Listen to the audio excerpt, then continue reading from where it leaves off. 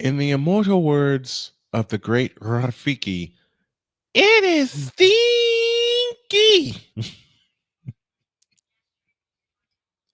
We will tell y'all that Oh, story dear God. after I say, let's go. I can't do it. We'll do it live. Do it live! I'll write it and we'll do it live! Mister, will you please wake up, wake up, wake up, wake up, wake up?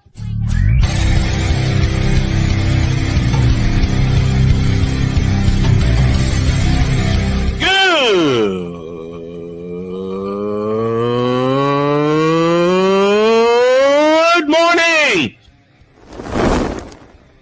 Snowman here to all you Brock Purdy and San Francisco 49er haters. Shut up! I gotta thank you, Shane. I mean, whatever happened to the games where breaking 100 points was, I don't know, unusual?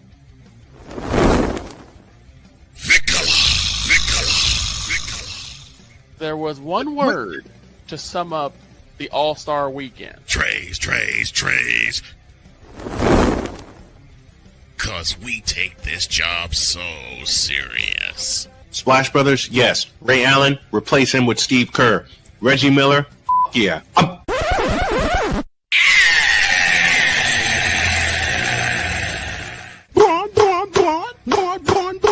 What in the all types of blue hell? All right, what's I can tell you? What's I can tell you? Oh yeah! Let's go, baby! Woo! Boy, we got a funny story to tell you. Oh, God.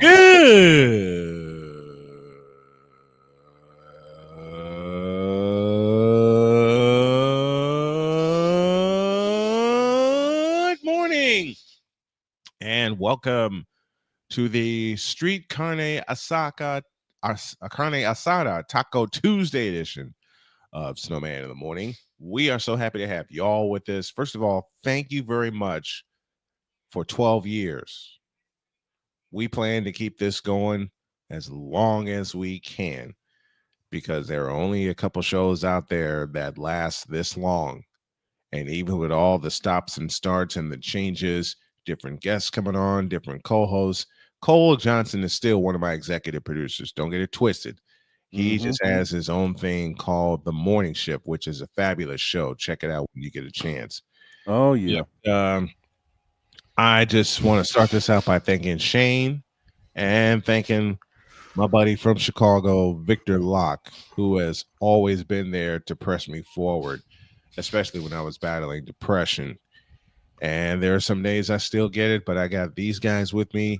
I got my beautiful wife, Jody. I got lots of friends that say, you can shape this up and make $1 million off of it. I said, what about 10 times that? They said, yeah, you shape it up and do it right. You can, and you can have this all over the country. We are all over the country, audibly in Indianapolis, in my hometown of Chicago, and we're also on air in Arizona, and there may be a second station in my hometown that'll pick us up. So watch for and listen for that. Wherever you are watching in the region, across the nation, and around the world, wherever you are watching, wherever you are listening, we say thanks to you for getting us to our 12th season of this show. And let me come to Victor. Victor, when we started this long time ago, we didn't know what the hell we were doing. We just knew we wanted to talk sports, and we got a platform to do it. And man, I gotta thank you, Victor, first and foremost, my buddy from my hometown of Chicago. It has been one hell of a ride to get to this point. And it's gonna be a long one hell of a ride to continue, because starting out in just a small little studio in Chicago State University, and then picking it up over at your house in the living room, and now here we are on StreamYard, now in 12 seasons, and whatever rendition it was, from sports section to Snowman in the Morning, here we are. Yes, here we are. Here we are. Thank you to the fans that attach to us, that know that we bring the best and most honest sports talk to the fans. And when I met Shane, he asked me that question, and it was a hard question at first. And I simply told him I want to bring the best sports talk to the fans. And Shane said, I'm aboard. I'm all about it. Let's do it. And here we are, man. Here we are. And I love it. And we love y'all for supporting us. First hour presented in part, of course, by Invader Coffee, fuel for the fearless. And that's one thing that I'm working on is to get a lot more graphics up here and to make sure that the fans are catered to, make sure that my partners know what's going on. That's why every morning we have a daily meeting to talk about what's to discuss what we're going to do, how we're going to do it. We're getting organized, folks, and this will turn into a $10 million a year show.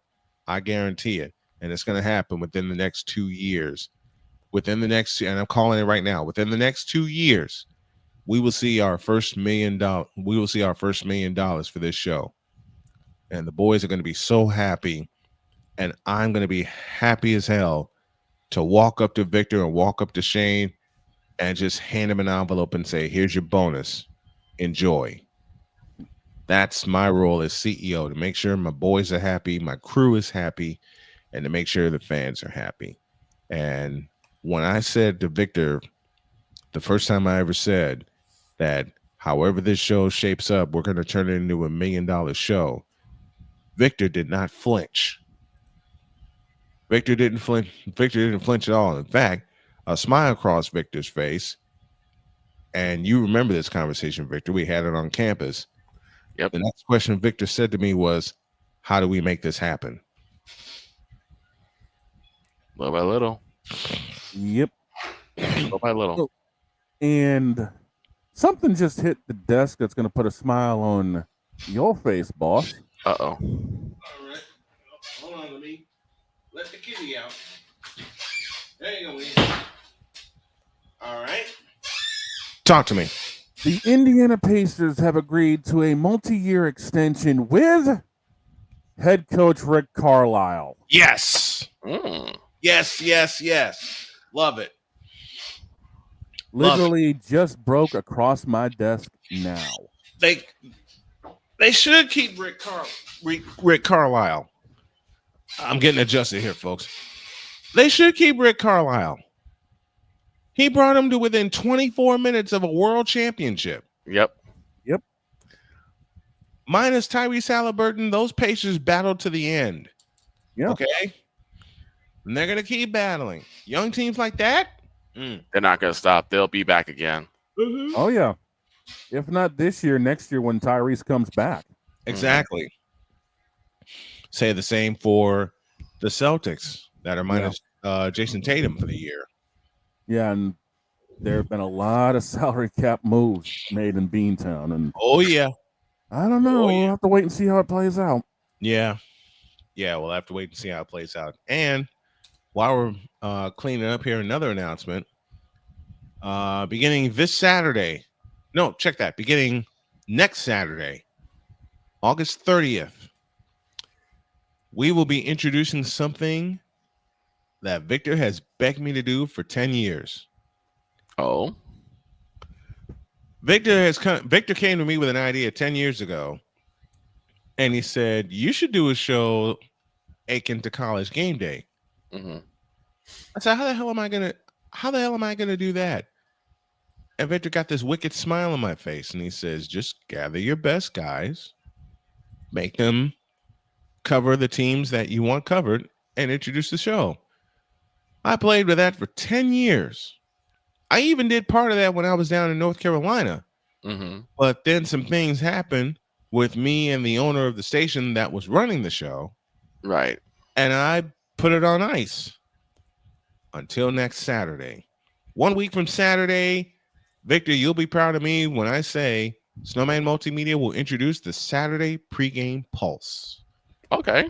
Hour-long college football show to get you ready for the big games. And the first big game we're going to do, may as well just roll into college football right now. First big game we're going to do is in the Horseshoe. In the Horseshoe. Texas, Ohio State. Yep. which That's happens to be the one first- of the that is games I've got on paper for us. That is the first one that we're going to do. We're not going to do Kansas State, Iowa State. Had a talk with my wife about it. Had a talk with some other people. They say it's a good novelty because it's being played in Ireland. But if you want to start your college football season right, you start in the horseshoe. You start with the games that are going to matter. Well, Yeah. you can touch up on the novelty stuff later, but let's get to the games that are going to actually set the table for this season. I mean, Let's take a look at week 1. I mean, I've got the Iowa Kansas State game as one of our prediction games, but everything else happens after that. Right. Let's take a look at week 1, folks. Week 1 is a doozy. Yeah, and I was telling you about this pre-show because I was looking at the lines before coming up with the 10 games we were going to pick. And holy hell, do they have some serious dog water lines on some of these games? Yeah. And some of these games don't even have lines. I mean, I was looking at some of these lines, dude. 30, 40 plus points on at least a good 7 or 8 of these? Really? All right, let's take a look. Our coverage begins August 30th in the Horseshoe. Top-ranked Texas against the defending national champion Ohio State Buckeyes in the Horseshoe. I'm doing nothing the night before. I'm going to bed early. Which means my tail end is going to get drug out of bed by 11 in the morning because we're going to be apparently doing a big old thing about it. How else do you kick off the pregame pulse? Oh, this is going to be fun. When you get a national semifinal rematch, this time on campus. And there are people barking, like Deet said, that Texas is the top-ranked team in the country. It's week 1, folks. Too early to be barking about that stuff, man. Get off my tree. So what do you think, fellas? Texas, Ohio State to open the season. I just thought of something. This will open our 20th year covering college football. That's nuts. That's crazy. Yeah, we've had different names for it and everything, including Arena Sportsnet, but wow. 20 years of us covering college football. That's insane.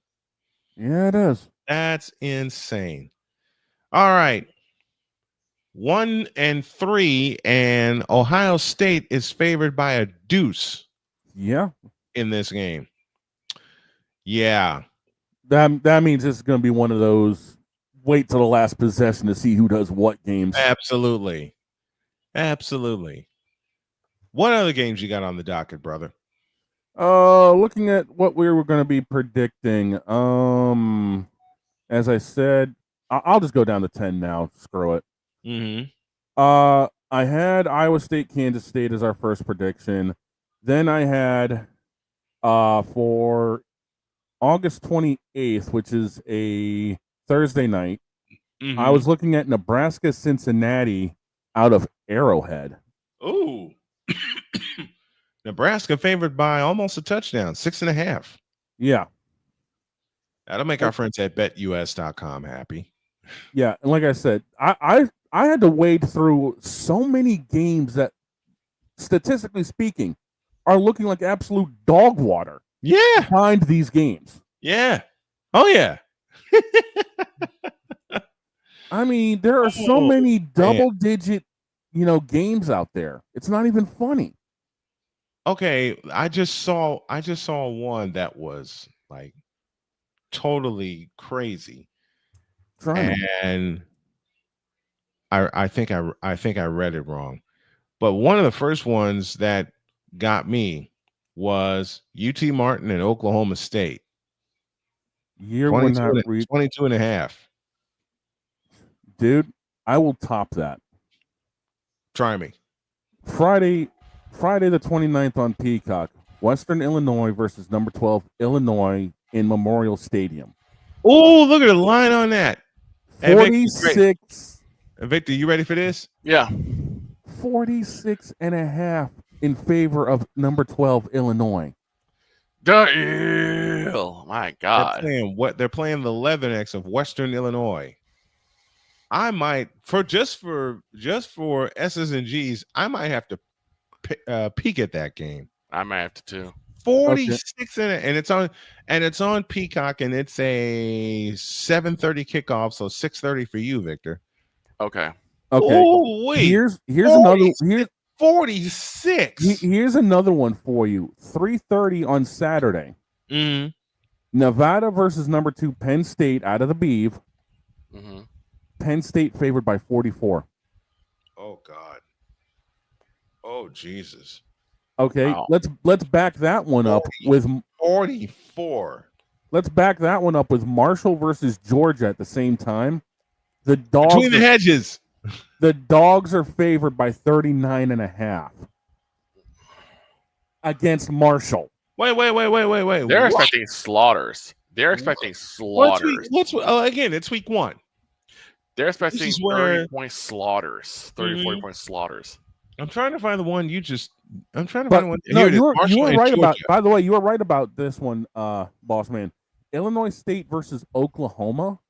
Mm-hmm. Oklahoma favored by 35.5. Yep, 35.5. Let's back that one up. You want something really wild? Let's back up to Friday. Okay. Back up to Friday. Y'all ready for this one? Georgia Tech at Colorado. Now, Colorado's at home. Prime Sanders is the coach. And Georgia Tech is favored by 4. Yeah. Wow. Georgia Tech is favored by 4 on the road in Colorado. Here's a brain teaser. What would happen? Just to put something out there. What would happen if Colorado comes out there and just blow the doors off them? New quarterback. I'll tell you exactly what happened. Post Shador. Yep. And they come out like gangbusters. And they blow the doors off of Georgia Tech. Yeah. I'll tell you exactly what happened. That'll vault Colorado, I guarantee you, into the top 15. Because they may not be ranked now, but folks are taking a look at Colorado just for optics to see how they'll look minus Shador Sanders. Right. That is not what you look at. You can look at Georgia Tech now. You can look at Georgia Tech, Colorado now. You really want to gauge Colorado? Wait till the Big 12 season. And you look at it from without as a fresh start. You no longer have the cloud of Shador Sanders right over Colorado. Not saying that he was like this big doom cloud, but kind of was a doom cloud, honestly. It was a shroud. Yes, it was a mushroom shroud. So now you don't have that anymore. It is a fresh start for Colorado. Mm-hmm. If this goes like I think it might go and Colorado just blow the doors off them, that's going to carry all the way to Cleveland. And I guarantee people are like, if they're this good with a brand new quarterback, still Coach Prime. Right. Yep. Which makes you believe it's not a Coach Prime problem, but definitely a Shador problem. Look at that. Let's look at Colorado's schedule. They open against Georgia Tech, and then they host Delaware. They go to Houston for their first Big 12 matchup of the year. Okay. And I got a sinking feeling Houston's going to be favored in that game. They will. It would not surprise me. It would not surprise me either. Then they host Wyoming, and then they get a bigger test. Ready for this one? Week 5. BYU. Something tells me BYU is going to be ranked going into that game. They will be. And remember the Alamo Bowl. Mm-hmm. BYU sliced them to pieces. Blitzed them. All night. Yep. I watched that. I watched that game. I didn't sit in this office and watch it. I watched it in bed. Wife watched it with me. She says, do you think Colorado has a chance? No. And Bishop Bullwinkle will tell you my answer. Yeah, Bishop Bullwinkle's a little delayed here, considering he's also looking at the schedule, but he's here now to give you your answer. Hell no, to the no, no, no. Hell to the no, hell to the no, to the no, no, no. Nope. Not a chance. and BYU blew them to shreds, like that fat duck on that cartoon. Absolutely, exactly. Now after BYU, they go to TCU. The Buffs go see the Frogs. Frogs. The frog. Frogs. And then they host Iowa State.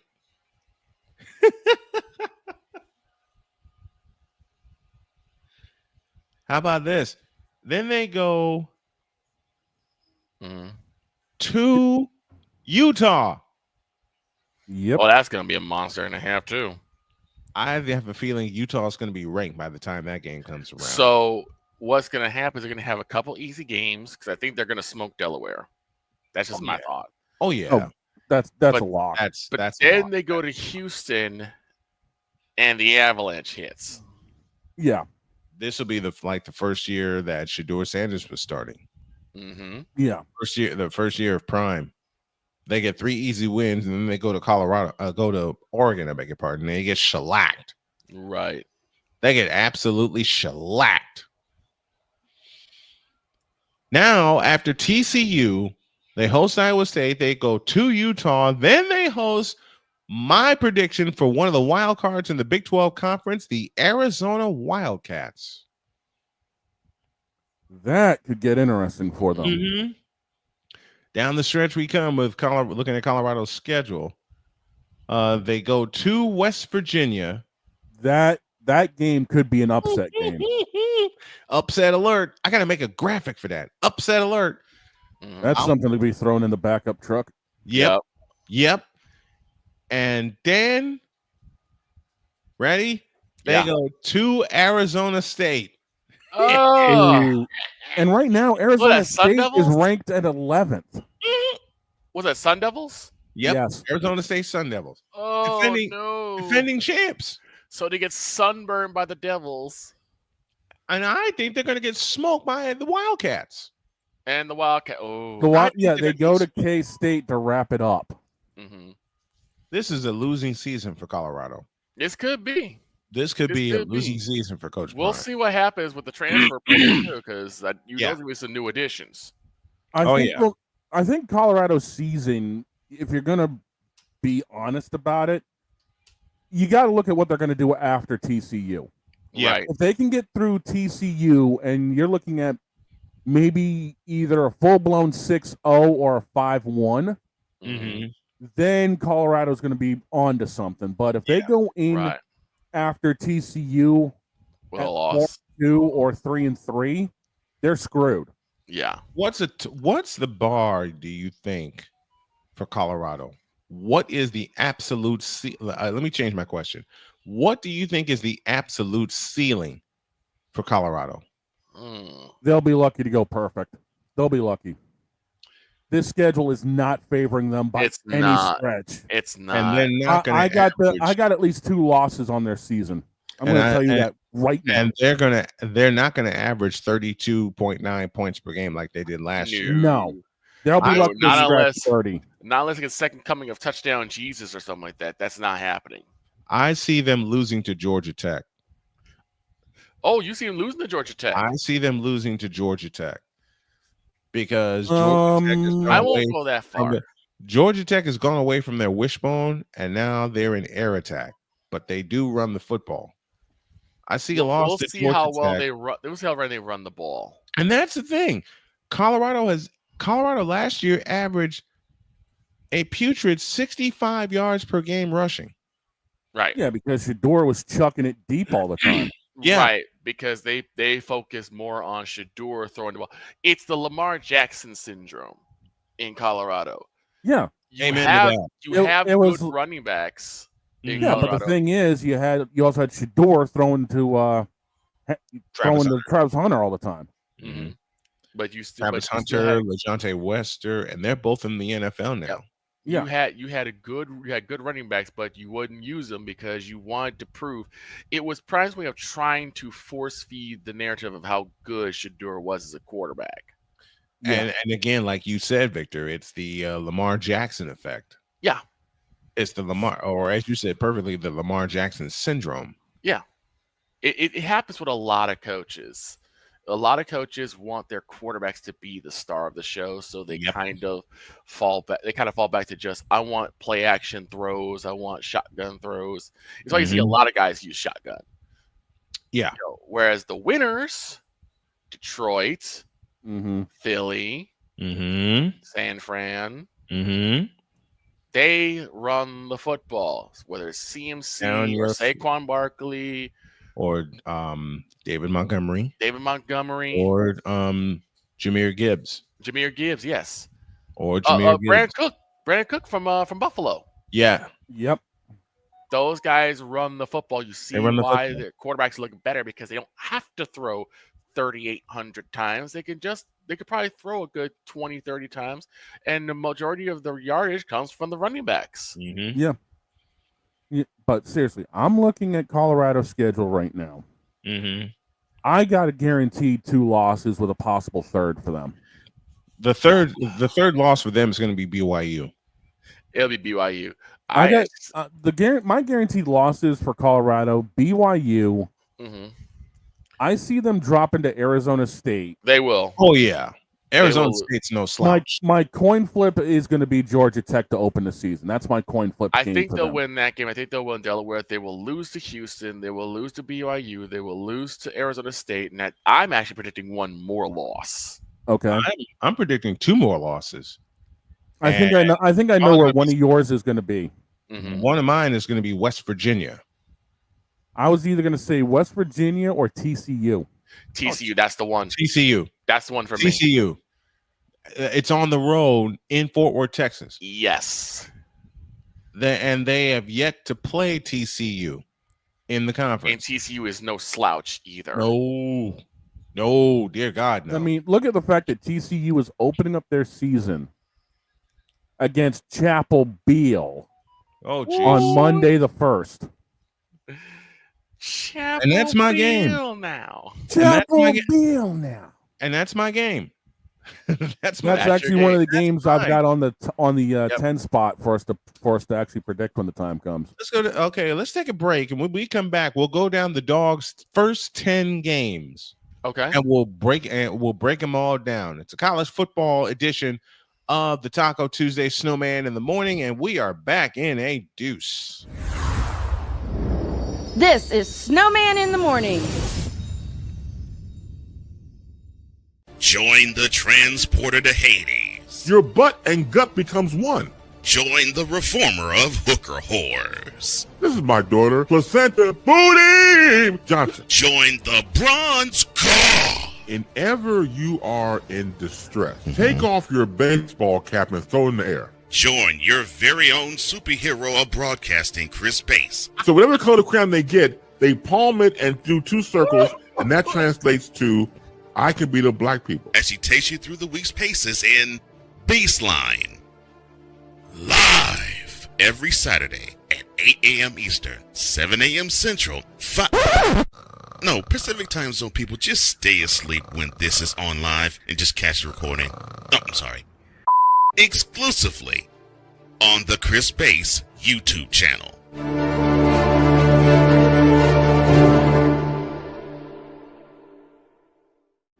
Are you ready to upgrade your coffee game? Prepare for an invasion of flavor with Invader Coffee. It's the caffeinated elixir that fuels champions, the blend that pushes boundaries. Whether you're battling deadlines or exploring uncharted territories, Invader Coffee has your back. Join the invasion at invadercoffee.com and taste the difference for yourself. Use the code SNOWMAN for 15% off your first order. Invader Coffee, veteran owned.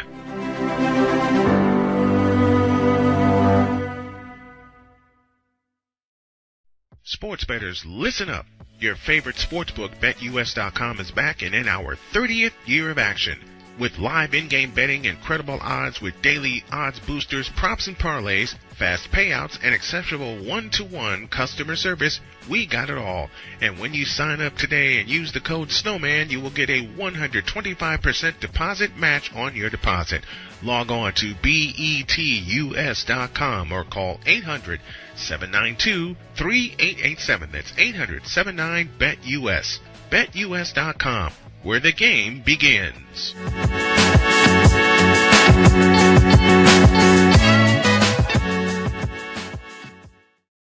This planet has been great to me. It's given me gifts that I can't even explain. It's given me adventures and memories I'll never forget. And Battleborn, I think, has given me the opportunity to go beyond and give something back. How can I be a better custodian to this planet and the place I live? That's where I am with Battleborn. Let's make the planet a better place. 'Cause we take this job so serious. You fool! Delete! Delete! Delete! Delete! Delete! Delete! What in the all types of blue hell? This is Snowman in the Morning.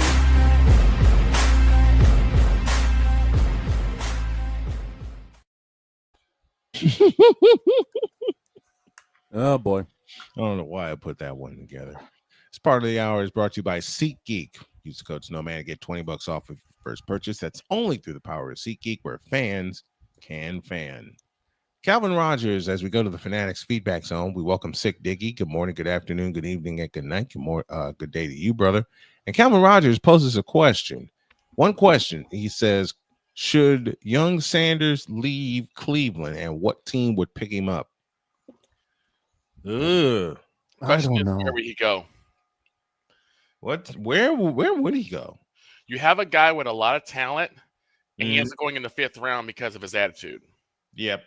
Which probably has not changed since then. Yeah, he's no less humble, I don't think. And won't either.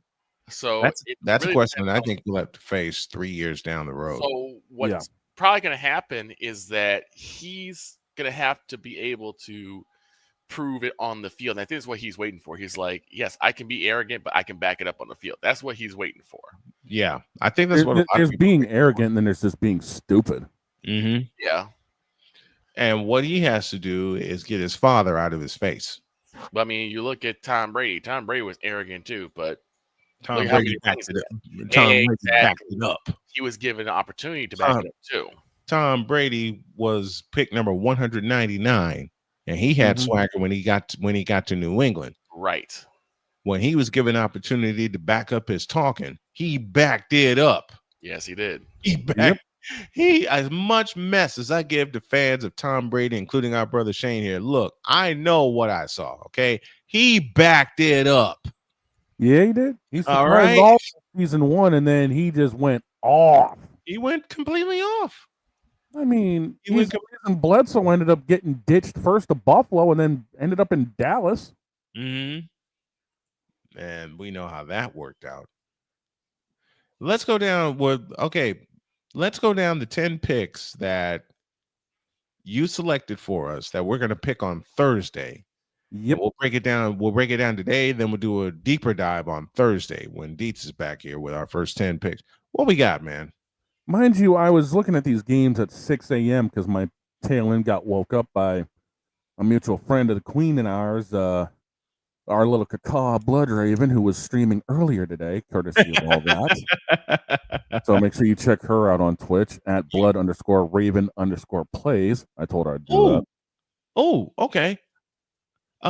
She was on earlier doing a little Crash Bandicoot. Crash Bandicoot. Tell me that idea again. I'll give her some love. Blood_raven_plays. Got it. And I gave her a follow on Twitch. All right. Now, week 1, obviously we're kicking the party off, dropping a little footy over in Ireland with 22 Iowa State versus 17 Kansas State. Kansas is favored by 3 with the over-under at 49.5. It'll get larger. The over-under. Surprisingly, it hasn't in the last couple of days. I've been keeping an eye on this for a little bit. It's been hanging right around 3. It's hanging right around 3. Okay. Yeah. Okay. Something tells me that this is going to be one of those opening day games that we might be talking about for a while. Yeah. Oh, yeah. And this is definitely going to have a seasonal influence because I've got a feeling that both teams are going to come out with haymakers. So, I don't know. I mean, they fell kind of flat the first time around last season. Right. At the Ireland game. Right. I think we've got a better matchup going in for this one. I think so too. I think so also. 17th ranked Kansas State and 22nd ranked Iowa State. Oh boy. That could turn into a high scoring game. It could. It really could. That could turn into a high scoring game. Okay, that's the first one. What you got next? Next. 28th of August from Arrowhead, Nebraska and Cincinnati. Nebraska is favored by 6.5. The over-under's at 53.5. Another one that's been kind of hovering around the same. I don't know. That's a coin flip. Well, you got what you have. You got your quarterback in Dylan Raiola for Nebraska. Fabulous quarterback. He was a freshman last year. All he's going to do is get better. So I think the spread is going to stay right there. What's the next one? Next one, it's going to be one of the Friday night games. Auburn and Baylor. Auburn's favored by 2.5. The over-under's at 57.5. And that's in Waco, Texas. Yeah. It's in Baylor. That's in Waco, Tech. Oh, Lord. Yep. Oh, Lord.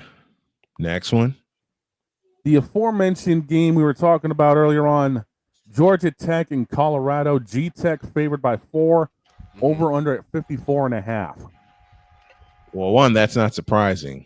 No, it's not. And two, like I said, Colorado's going to lose to Georgia Tech. Yeah, it wouldn't surprise me. G-Tech's been looking pretty solid, and the airborne attack has been vital for them. Man, the last couple of years have been dynamite for Georgia Tech. They're only going to get better. And remember, this is the same Georgia Tech team that surrendered 73 points a few years ago, right, to Clemson at home. Georgia Tech's going to play with an attitude. Next one. Next one, the one we were talking about to lead this party off. Texas, Ohio State, with Ohio State favored by a deuce. Over-unders at 47.5. Oh, damn. Damn. Just damn. Damn. Next one. Next one, we go a little south for this game. We're going to Death Valley. LSU, Clemson. LSU, Clemson. Oh, boy. And Clemson's favored by 4 with the over-under set at 57.5. Ooh-wee. Damn. I found the good ones wading through these dark water games. I know, man. Lord. I know. Ooh-wee. Say that spread again. Clemson's favored by 4. The over-under is at 57.5. 50. Damn. 57. 57. 57. Damn. And I'll point out something that Dietz pointed out. This first game could be the game of the year. This decides a lot. And this decides a lot for two conferences. Is Clemson going to rule the roost in the ACC? And everybody else is a has-been? And what happens to LSU if they lose? What's that say about LSU? Flip it around. If LSU goes into Death Valley and beats Clemson in front of 95,000 people, what's that say about Clemson's opponents? Yeah. And Clemson's run. Oh, yeah. That's our second one on Saturday. Damn. You think that's one? I got the nightcap to follow this one for you. And that is? Cal and Oregon State. Oh, hell no. Oregon State by 3. The over-under's at 50.5. Cal and Oregon State. Yep. Steve. Oh, hell no.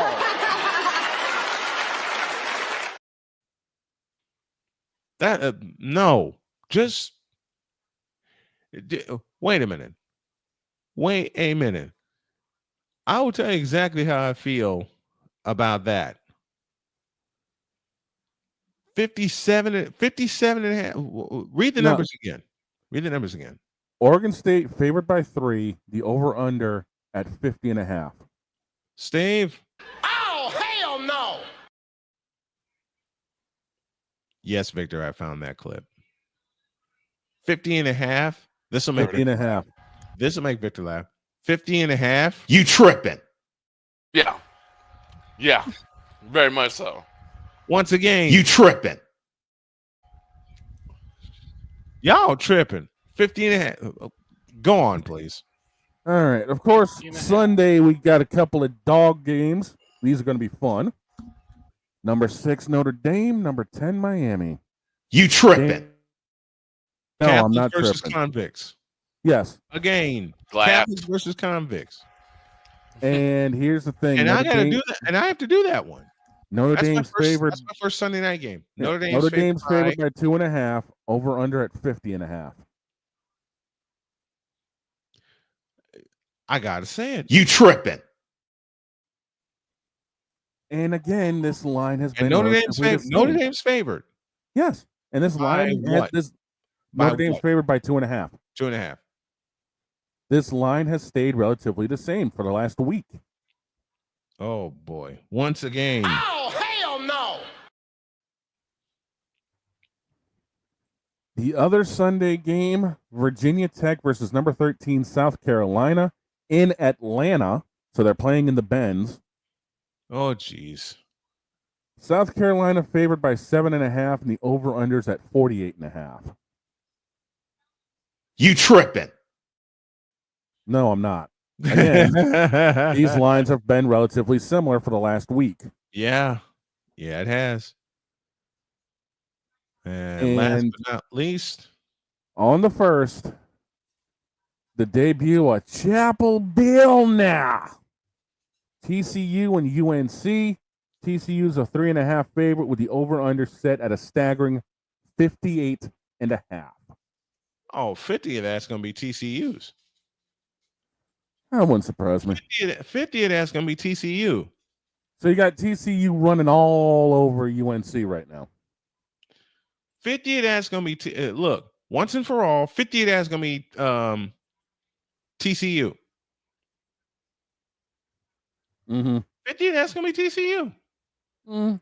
Watch this. Watch this. It wouldn't surprise me. But it also wouldn't surprise me if North Carolina comes out and scores 40. Yeah. Wouldn't surprise me. So that's going to be one of those that's probably also going to be a coin flip game as well at the end of it. Yep, it is. It is. My gracious. Oh, hell. So can the Tar Heels become a 2-sport school? Yeah.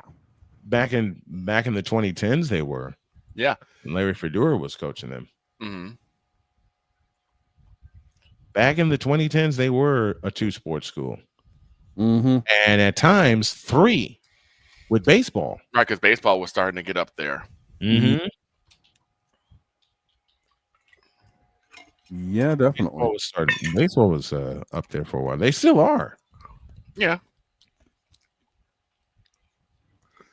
And man, do we have a lot to talk about when it comes to baseball coming up? Oh boy. Oh boy. The Astros are in trouble, and Rob Manfred is being stupid. You tripping for real. Yeah, I was gonna say you told in the chat, you told Rob Manfred, shut up. And I'm like, why? What do you do now? We'll talk about it after these. Yeah, buddy. So in the morning, back in the flash. Yeah, as soon as I get the commercial. There it is. This is Snowman in the Morning. Hey everyone, I'm joined by my old friend, Mr. Ellis Williams, aka Mr. Biggs. You called me and you told me, you said, man, I got Car Shield and it worked. What made you get it? I have this old SUV and I know the manufacturer warranty is about to run out. I didn't want to get stuck with expensive car repairs. Right. So I gave Car Shield a call. Coverage was very affordable and there was no long-term contract. A few months after that, transmission went on my car. I took it to my mechanic, they called Car Shield and saved my family on $2,400. Car Shield is America's #1 auto protection company. Their administrators have paid out over $1 billion in claims and cover most vehicles from 5,000 to 150,000 miles. You'll receive 24/7 roadside assistance, courtesy towing, rental reimbursement at no additional charge. Give Car Shield a call today before it's too late. Remember, CarShield cars go farther. Protect yourself now against expensive auto repair bills. Call 800-513-9263. Whether it's news, the largest egg producer finds bird flu in chickens at a Texas plant, weather, devastating tornadoes rip through the heart of the United States, inspiration, a breast cancer survivor completed the journey of chemotherapy and now begins a future one of matrimony or sports. Michael Jordan is shown on a photo with Diddy. LeBron James has a video extolling the virtues of a Diddy party. This has been yet another beating a dead horse presentation. We got you covered. BS3 Network, in association with Comey Media Incorporated, proudly present The Morning Shift with Cole Johnson. Live every weekday at 8 a.m. Eastern, 7 a.m. Central.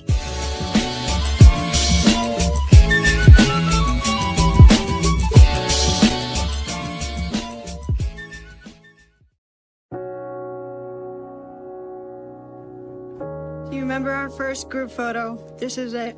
Smiles all around, even though we were all nervous. Who could have imagined that our first weekend together would soon turn into a lifetime of memories? You're an amazing young man. Your brothers and sisters really look up to you. They're a big brother. It's so cool to watch the adult that you've become, and you really have done as much for us as you think we've done for you. You know, it took 20 years, and I got my third child, who was 17 at the time. There's so many rewards in life. You coming into our home was one of the greatest rewards we could have ever had. I ain't never felt so much love before in my life.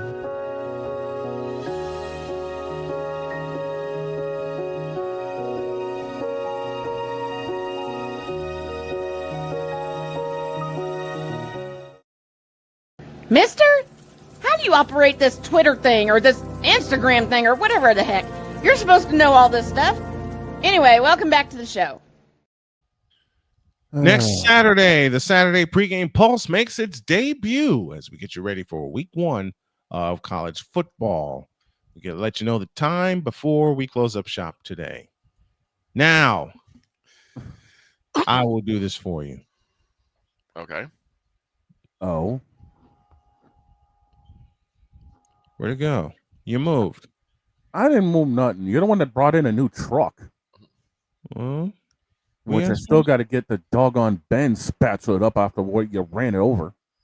Well, get that son of a bitch out of the way. It was in my parking spot. You just parked the semi truck sideways. It was in my spot. Matter of fact, okay, let me warm you up. Honey, warm us up here.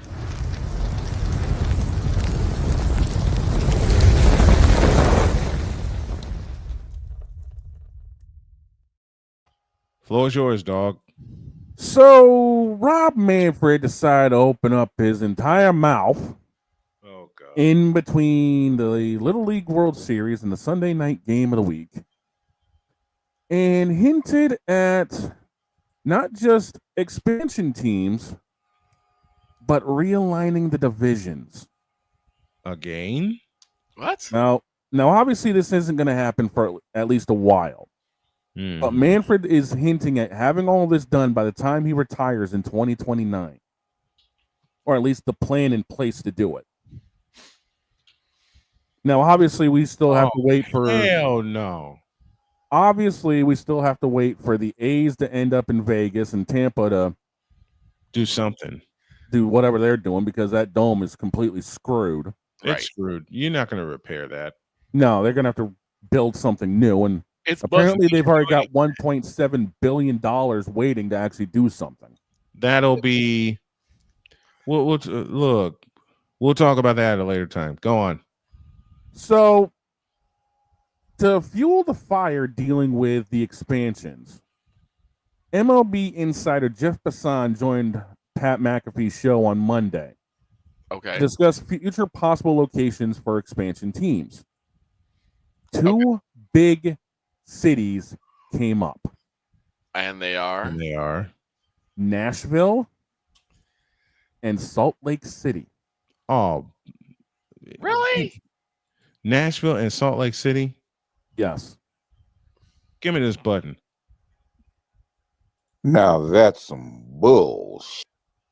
I was going to say, Diggy. No, better idea. Guys, break the glass on both these teams. Okay.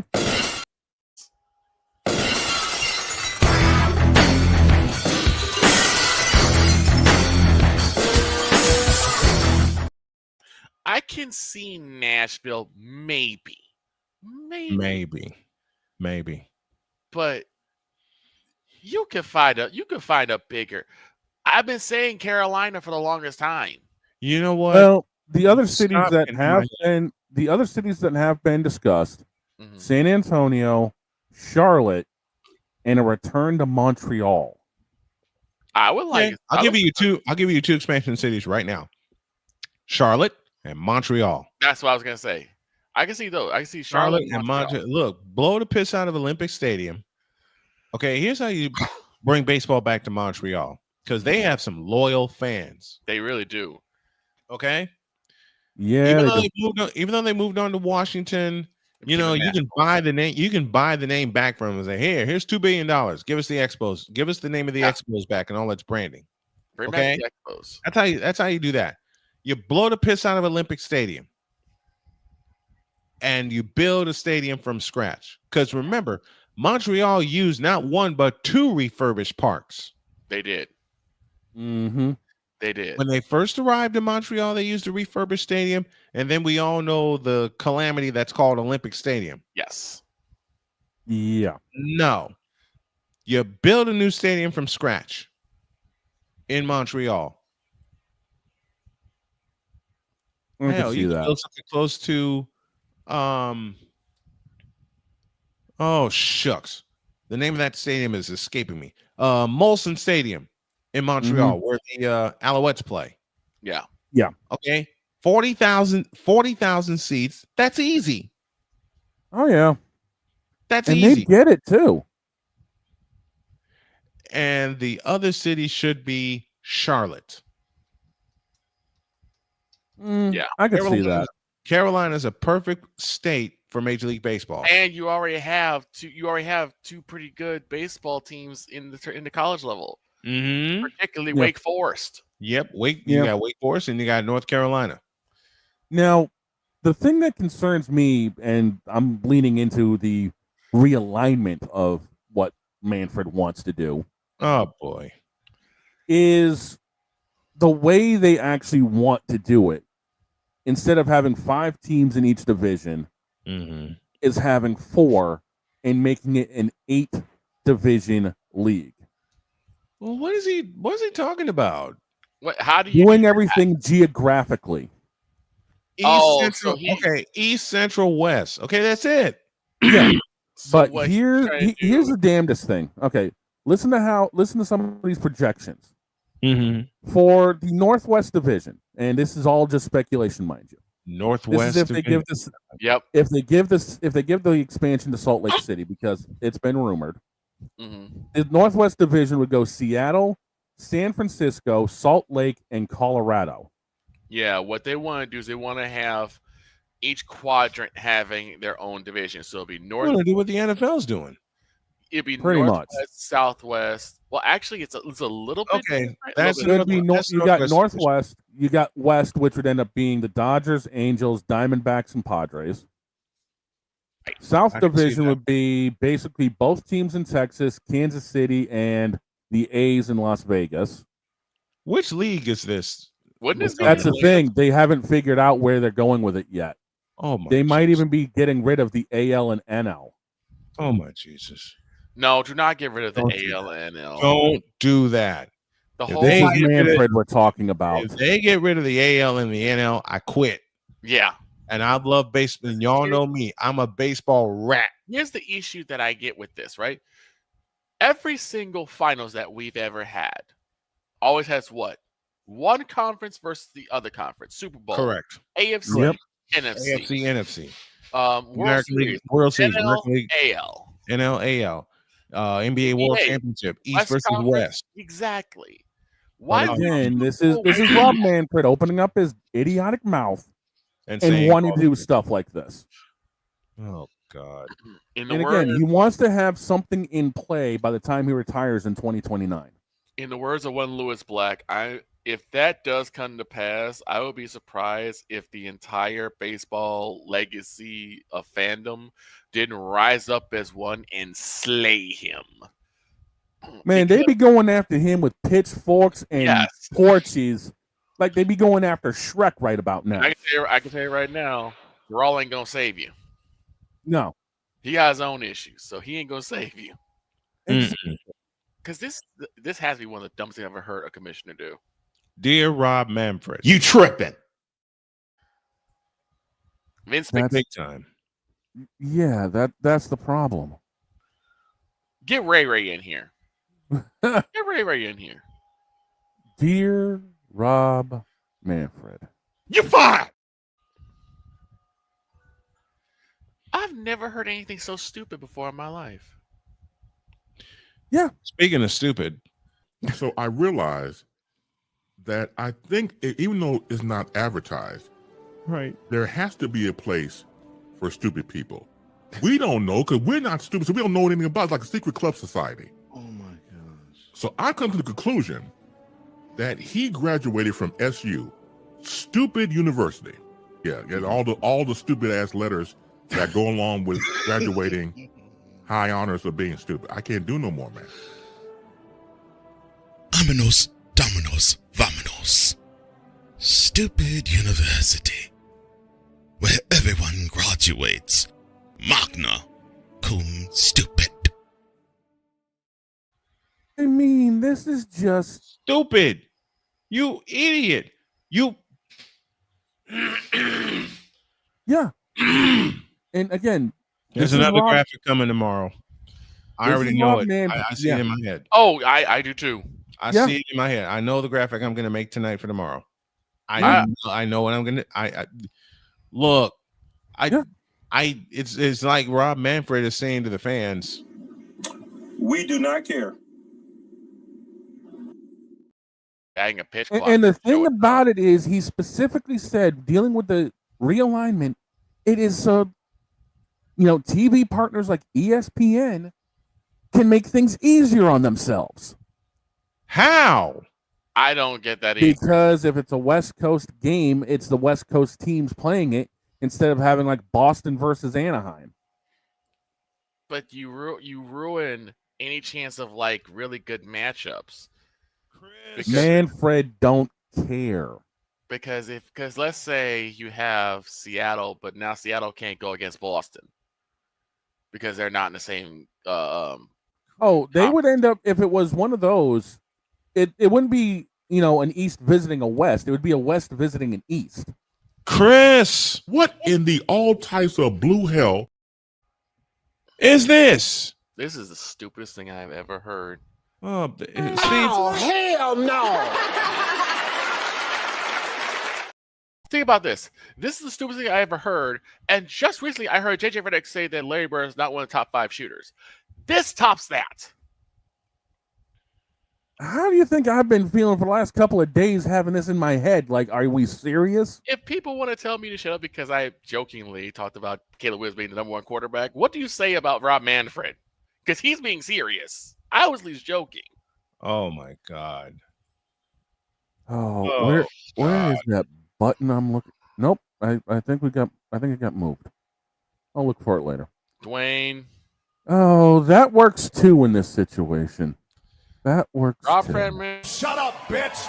Oh my God. One more time, dog. Rob Manfred, do me. Shut up, bitch. Oh my God. Thank you. One more time. Rob Manfred, do us a favor. Please. And for the love of God. Shut up, bitch. Oh my God. I can't believe that. Ron Simmons, please.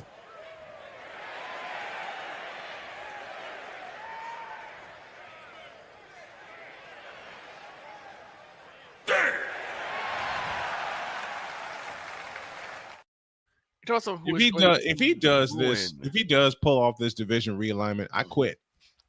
You talking about someone who is going to ruin Major League Baseball. Because if you think the ratings are down now, they're going to get worse. A lot worse. Who is he catering to? I don't get this. He was trying to cater to ESPN.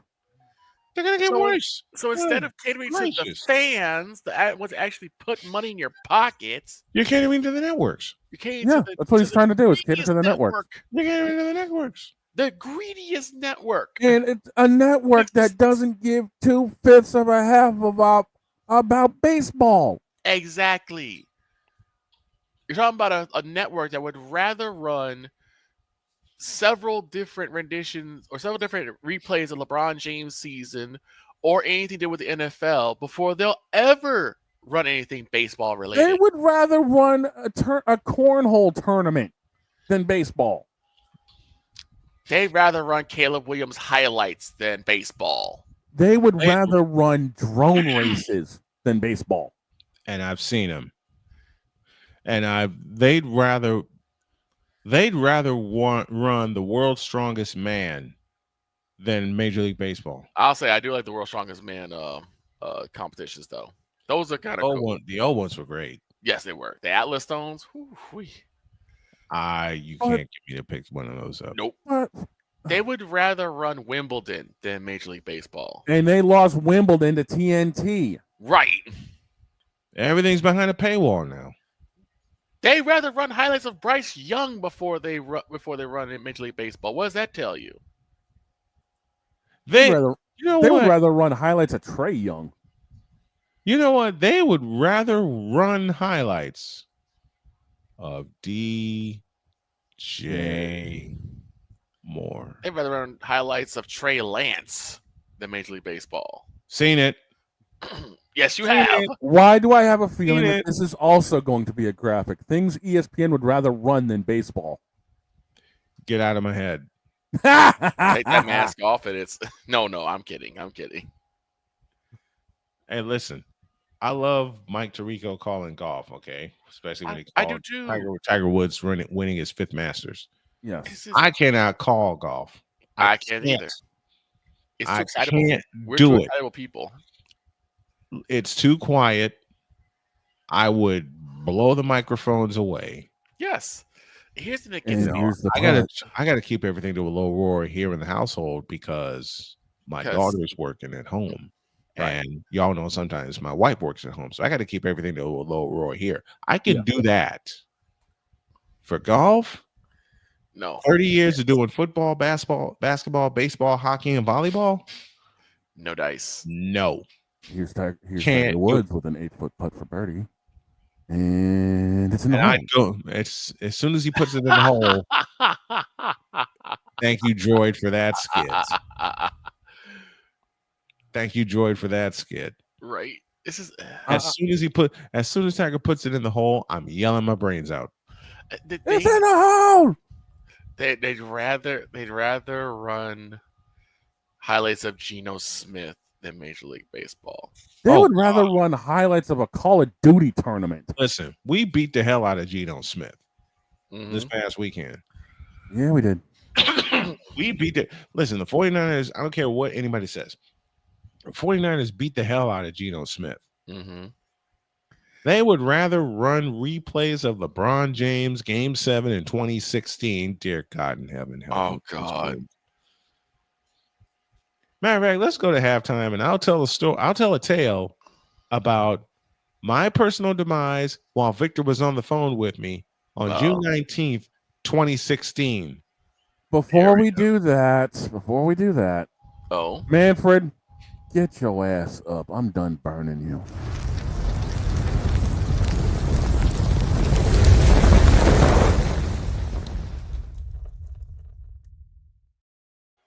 Now we can go to halftime.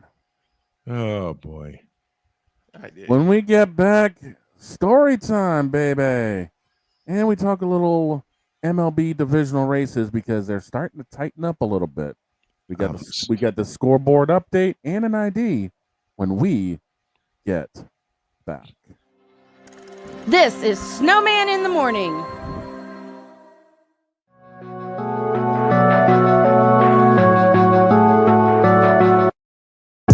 want to do a TED Talk, but I don't have anything to talk about yet. I'm getting there. Life is for the living. We're not here that long. You can learn anything you want to learn without any money spent. What do I really enjoy? What do I really want out of life?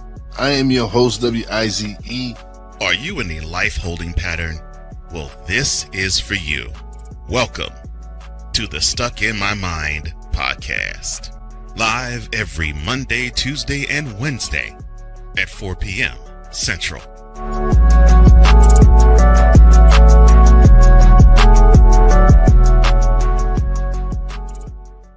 Join the transporter to Hades. Your butt and gut becomes one.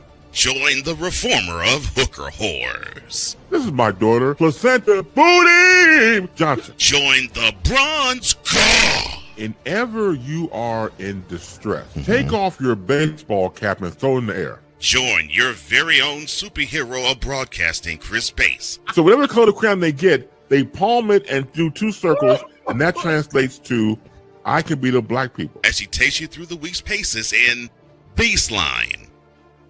Live every Saturday at 8 a.m. Eastern, 7 a.m. Central, Pacific Time Zone people, just stay asleep when this is on live and just catch the recording.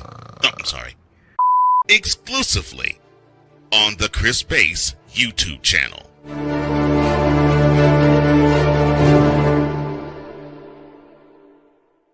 Hey, Eagles fan. Join my man Cool McCain and a host of others as they break down every single game, every single week in an objective manner, and also from a fan's perspective as well. Remember, this cast feels just like you. Nobody likes you. And you don't care. Fly, Eagles, fly. Eagles Elite Podcast. Every Wednesday at 8:30 p.m. Eastern on YouTube and other podcast outlets.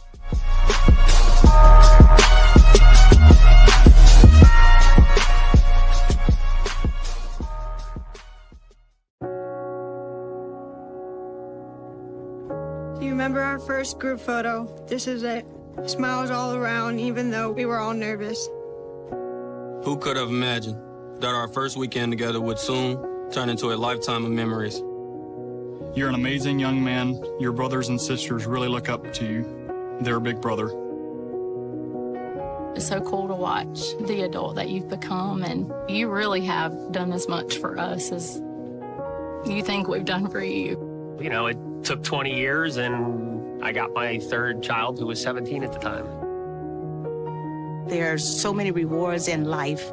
You coming into our home was one of the greatest rewards we could have ever had. I ain't never felt so much love before in my life.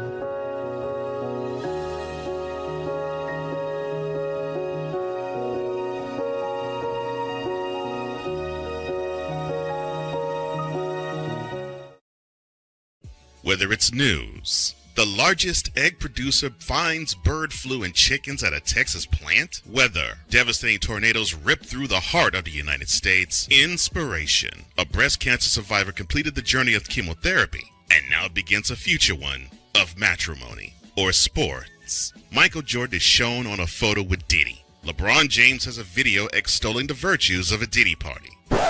This has been yet another beating a dead horse presentation. We got you covered. BS3 Network, in association with Comey Media Incorporated, proudly present The Morning Shift with Cole Johnson. Live every weekday at 8 a.m. Eastern, 7 a.m. Central.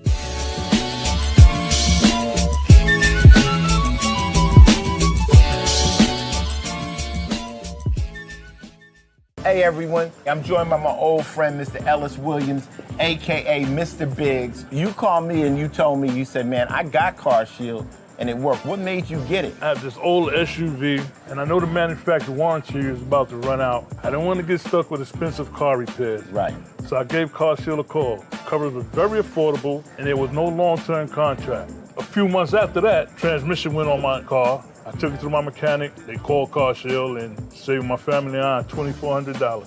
CarShield is America's #1 auto protection company. Their administrators have paid out over $1 billion in claims and cover most vehicles from 5,000 to 150,000 miles. You'll receive 24/7 roadside assistance, courtesy towing, rental reimbursement at no additional charge. Give CarShield a call today before it's too late. Remember, CarShield cars go farther. Protect yourself now against expensive auto repair bills. Call 800-513-9263.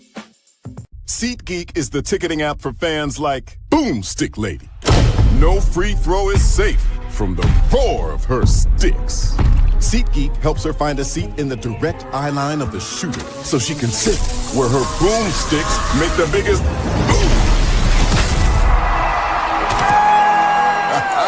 Everybody okay?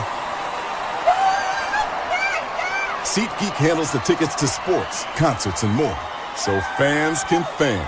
Mister, how do you operate this Twitter thing or this Instagram thing or whatever the heck? You're supposed to know all this stuff. Anyway, welcome back to the show. This is Snowman in the Morning. Quarter after the hour, and we owe you an ID. This is WBWS-DB, Chicago. This is WJKS, Indianapolis, Chicago, and the world. This is WSMM-DB, Indianapolis, Louisville, Cincinnati. It's the Worldwide Sports Radio Network. And we have more breaking news. John Wall has retired from the NBA. Wow. Good. I hated John Wall. John Wall couldn't play worth a damn. And he kept getting injured. So goodbye to you and farewell to thee. I got a piece of breaking news myself. Okay. The Colts have named their starting quarterback for week 1. Daniel Jones. He is Daniel Jones. Ooh. Kind of figured. Not surprised. I'm not surprised either. Saw that one coming. I'm just going to say I think the Anthony Richardson experiment is over. I believe it is too. I believe it is too. And what did I say when Daniel Jones got traded to Indianapolis? That he's Give him the keys. Yeah. Give him the key. Keep him healthy. Keep him upright. And Daniel Jones will have a 4,000-yard season. And the Colts will finally win the South. Mm-hmm. I predict. Matter of fact, we'll do our division predictions a little later. Now we have dress rehearsal week. This is dress rehearsal week, and it's time for the first round of our predictions. Okay. We'll do that. We'll do that to close things out. A little card charts will take us into a scoreboard update, Victor. All righty. It's time once again for the Snowman SeatGeek scoreboard Cutie Queen update. Even though the Cutie Queen is not here. Not yet. By SeatGeek, where fans get fan, and also by Slam Hard Barbecue. Tastes so good, better tip and kiss your waitress. That's from Sick Diggy. The games that were yesterday, and we start off. Where are you? Scuff. This happened in our old studio also. Yeah, it did. All right, let's go ahead and get started. The Brew Crew beat the Cubs 7-0. Great. Yes. The Pirates beat the Blue Jays 5-2. The Boo. Cardinals beat the Marlins 8-3. The Tigers blanked the Astros 10-0. Boo. My gracious. Tigers the Tigers are no joke, okay? And that was going on in the game of Philly Smacks. The Phillies beat the Mariners 12-7. Yes. Thank you, Red Philadelphia. Orioles over the Red Sox 6-3. White Sox beat the brakes off the Braves 13-9. 13-9. Defense was optional that game. Yes, it was. Whose White Sox are these? The Royals. Mine, dang it. Close one. In a close one, 4-3. The Rockies beat the Dodgers 4-3. The Reds beat the Angels 4-1. The Diamondbacks lose to the Guardians 3-1, or Indians. And the Giants beat the Padres in the Battle of the West Coast 4-3. Today's games go this way. And Dawg, you got the lineups ready? I got your starting line. I got your starting pitchers ready to go. All right. do it. Brew Crew trying to continue their winning ways at 1:20 p.m. against the Chicago Scrubs. I mean Cubs. In the first of the day-night double dip, it is going to be Chad Patrick for the Brew Crew versus Matthew Lloyd for the Cubs at 11. And let me give a shout out to Chad Patrick. Chad Patrick was a fellow I covered at Hebron High School, Hebron, Indiana, back in 2016, and I knew he was going to be something special when I watched him then. I am hoping to get him on the show as a guest soon. Of course, it's going to depend on schedule. Next. The Motor City Big Cat, the Tigers, taking on the Houston Astros, and the Astros tried to find a way to redeem themselves after the beating they took last night at 5:40 p.m. Yeah. Real quick, Raven sends her love. She is watching the show, so she sends love and appreciation to everybody for everything. What's up, Raven? It is going to be for the Astros at 10-5, Hunter Brown versus the 11-3, Tarek Skubal. And that's a pitcher's duel. Mm-hmm. Yes, sir. Both of these pitchers are no joke. The Toronto Blue Jays at 5:40 p.m. are going to Pittsburgh take on the Pirates. It is the 3-2 Mad Max Scherzer versus the 5-11 Mitch Keller. And we saw Max pitch last week against the Cubs. 6 solid innings. Six solid innings and a win. The St. Louis Cardinals take on the Fish of Miami Marlin. The 4-2 Michael McGreevy versus the 6-6 Edward Cabrera. JJ's team, the Phillies, are taking on the Mariners at 5:45 p.m. The 2-5 Bryce Miller versus the 11-4 Christopher Sanchez.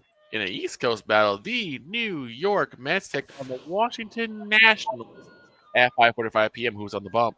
It's the 7-5 David Peterson for the Mets versus, as apparently I'm going clinically insane, they're sending everybody for me. It's Jake Irvin for the Nationals.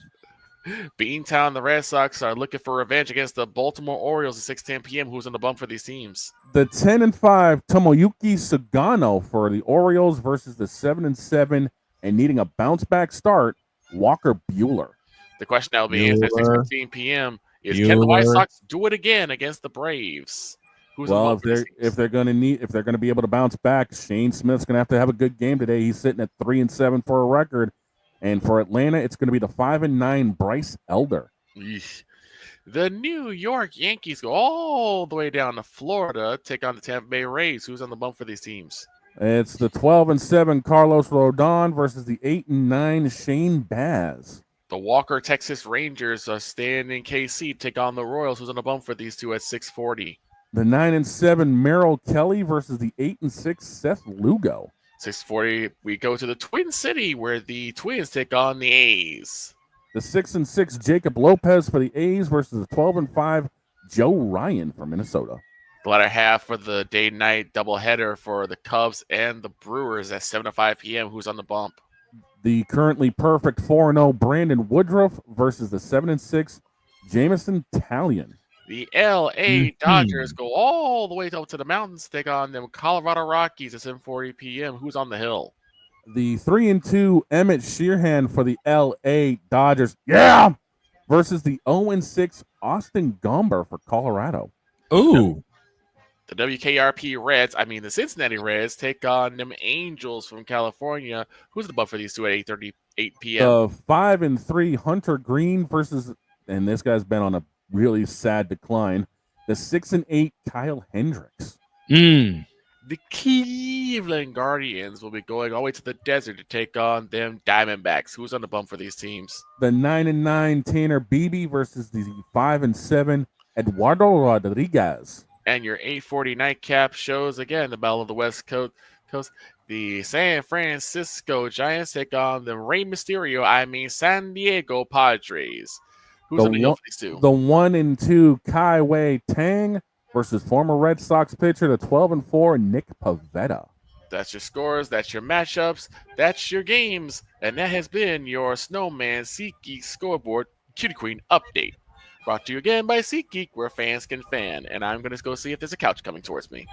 SeatGeek is where fans indeed can fan. Every hour of Snowman in the Morning, we'll have a SeatGeek Scoreboard update with Victor and Shane.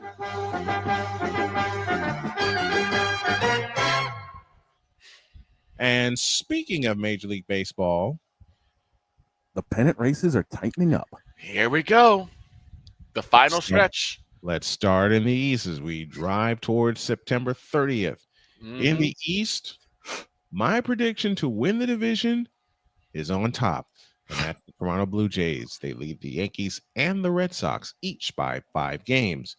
In the Central, it's all about the Detroit Tigers, baby. They beat the Astros last night, which could be a playoff matchup. Get to that in a moment. They lead the Cleveland Indians by 8.5. Astros have been struggling to produce some runs, but so has Seattle, because the Astros are still in front by a game and a half.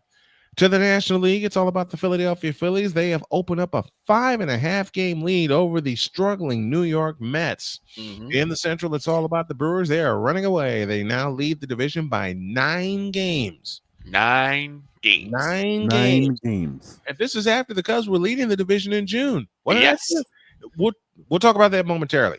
And in the West, it's all about the LA Dodgers. They're over the Padres by 2 games. San Francisco's fallen out of the race as they've fallen below 500. They trail by 10. Those are your standings, and those are brought to you by SeatGeek, where fans can fan. And the wild card games. Oh my goodness! Right now, the wild card teams for the American League are the Yankees, the Red Sox, and the Mariners. Meanwhile, for the NL, it is currently the Cubs, San Diego, and the Mets. Cincinnati is a game back of New York. Meanwhile, in the East, Cleveland is 3 back of Seattle. What kind of game would that? What kind of crazy wild ride would that be for the Yanks and the Beantowns to take on each other for a wild card spot, for a spot in the playoffs? There's a series left between those two teams. Yes. Yep.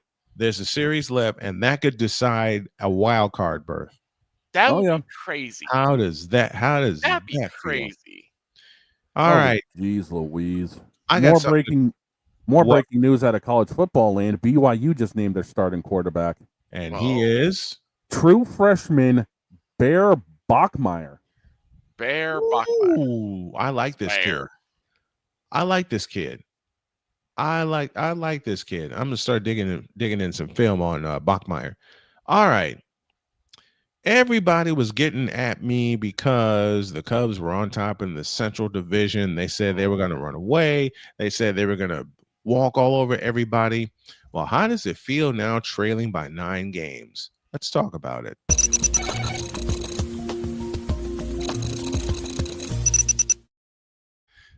If you really thought the Cubs were Give me going this to camera. actually run away with this, you're a liar.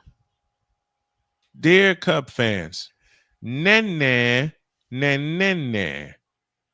hope the Cubs fall completely out of the race. They already have. I hope the Cubs fall so far out of the wild card spot it's not even funny. They'll probably be down Because 15 I am games. sick and tired of these Cub fans. Why do I have a feeling I to need me. to play something right now? Play it, please. Gotcha. Play it. Turn it down a little bit. Thank you. I gotcha. I am sick and tired of these Cub fans mocking me, coming up to me saying we're the best in our division. Well, if Milwaukee didn't have two double-digit win streaks, you probably would be sitting up top of the division. But the Milwaukee Brewers are the best team in Major League Baseball right now, and you're not. Yeah, they've been on a. Let me say this again, Cub fans. The Milwaukee Brewers are the best team in Major League Baseball right now, and you're not. Oops. Your pitching has sucked lately. Your hitting has sucked lately, especially with runners in scoring position. How many times, Victor, have we talked about that? Just goes back to the game we did not even a week With Toronto. ago. Yes. With Toronto, you had the bases loaded and nobody out. Yes. Let me say this again, and I'll take myself down here. We did that game. All of us were there from the sky. The Cubs in I believe the 6th inning. It was the had bases loaded and no outs. And Scherzer got out of the jam. Yeah. As Robert Ford said, and to paraphrase the great Robert Ford, the longtime voice of the Houston Astros, the Cubs loaded them up with nobody out, and they get nothing. And they get nothing. 3 consecutive strikeouts. 3. Scherzer was nothing. Listen, if there was a time to knock Scherzer out, and this is after the leadoff home run in the inning. Yeah. Yes. This was the one chance that Chicago had. This is their only legitimate scoring threat. And they blew it. You blew it. Look, give me this camera. Okay. Dear Cub fans, you blew it. Capiche? I'll say it again.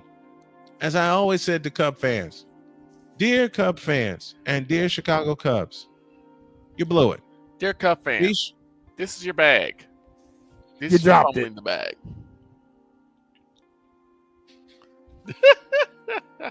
Do it again.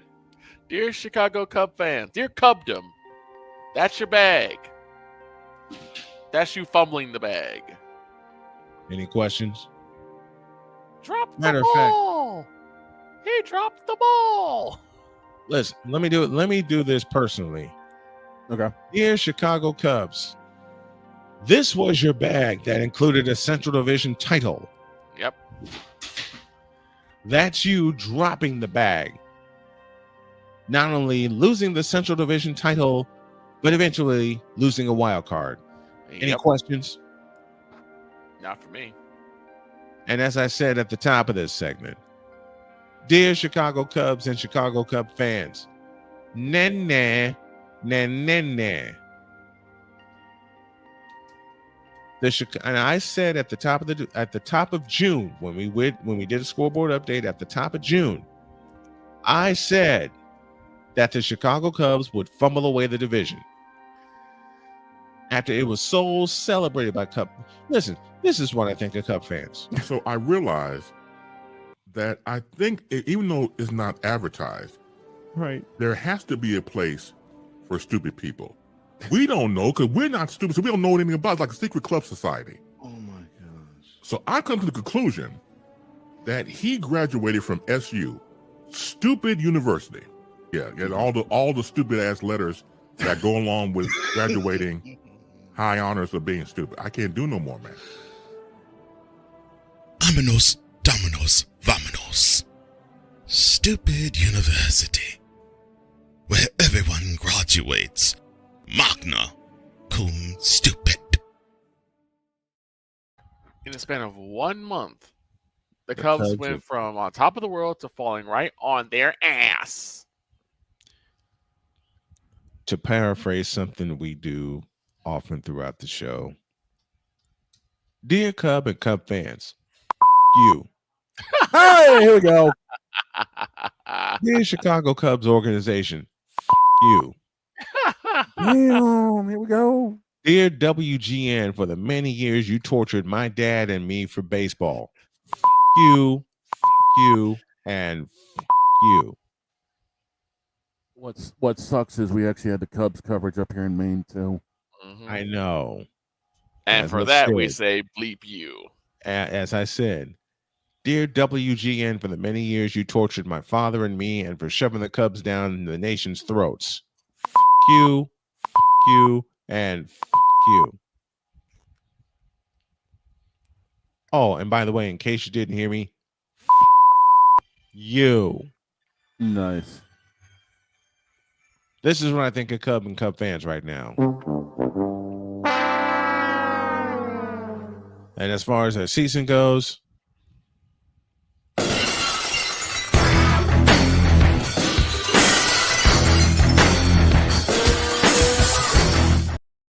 We need sometimes a toilet flush sound effect. We need a toilet flush sound effect. I Just to show how far the Cubs have fallen. I have to find that, and I'll find that. And as Are you kidding me? no, Paul, we're not. No, sorry, Paul. I go back to 1998 in Milwaukee. As a matter of fact, the Cubs were leading the Brewers. All they had to do in the ninth inning, Brent Brown, was to catch a fuck because the Brewers had the bases loaded. Mm-hmm. If they all score, you lose. Right. Brent Brown, fly ball into left field. Catch the ball. Catch the ball. That's all you had to do, Brent Brown. Catch the ball. He dropped it. He Charlie Browned it. He Charlie Browned it. Ugh. He Antonio Browned it. Ugh. Oof. He Milton Bradley it. No, he actually Milton Bradley actually caught All three runs scored. So you mean to tell me he Steve Bartman'd it? Might have to play that song. 2003 and Bartman, sorry. Yes. And you know what's crazy about that whole thing? A couple of months after, during the year after they won the World Series, there was a guy that they dressed as Steve Bartman who would sit in a place by himself, in one of the sections by himself, and they would play Mr. Lonely. I'm so lonely. They ridiculed him right out of town. But after that, but the way they ended that was that they ended up having like a bunch of girls sitting with him and kissing all over him. Nice. Pimpin'. Steve Bartman. So, give me this one more time. Okay. Dear Cub fans, you. Dear Chicago Cubs, I've been wanting to say this for 40 years. You. Dear WGN for shoving the Cubs down our throats and up our asses for 40 years, including torturing my dad and myself, who are fellow Southsiders. You, and you. And in case you don't remember, a ground ball past Jenks up the middle of the infield. Uribe has it. He throws.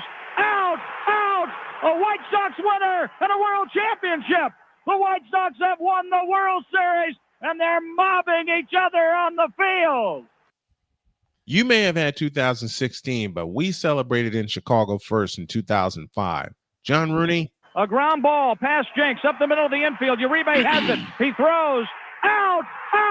A White Sox winner and a world championship. The White Sox have won the World Series, and they're mobbing each other on the field. And hearing that call from the great John Rooney caused a lot of emotional damage for Cub fans that I know. No, what made it worse was that on the Cubs marquee, on Wrigley Field's marquee. Congratulations, Chicago White Sox. Yes, indeed. I took 100 pictures of that. Yes, indeed.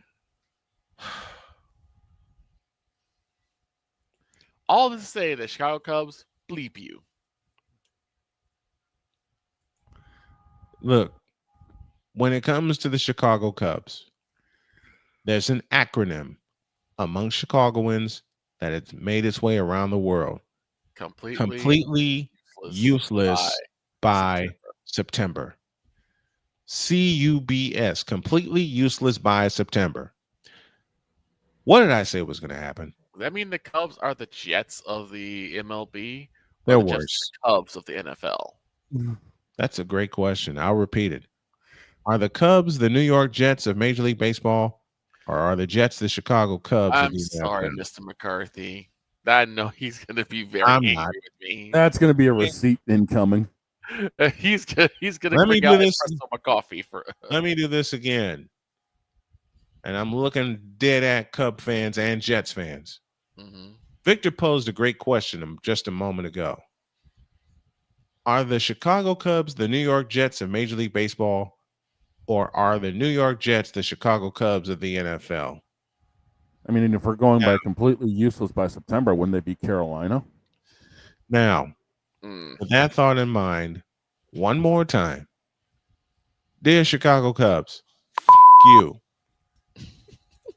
Dear Chicago Cub fans, especially the ones on the north side, you. Dear WGN for shoving the Cubs down our throats and up our asses for 40 years. And dear WLS in Chicago for 2015. You, and you. That's Snowman's take. What's yours?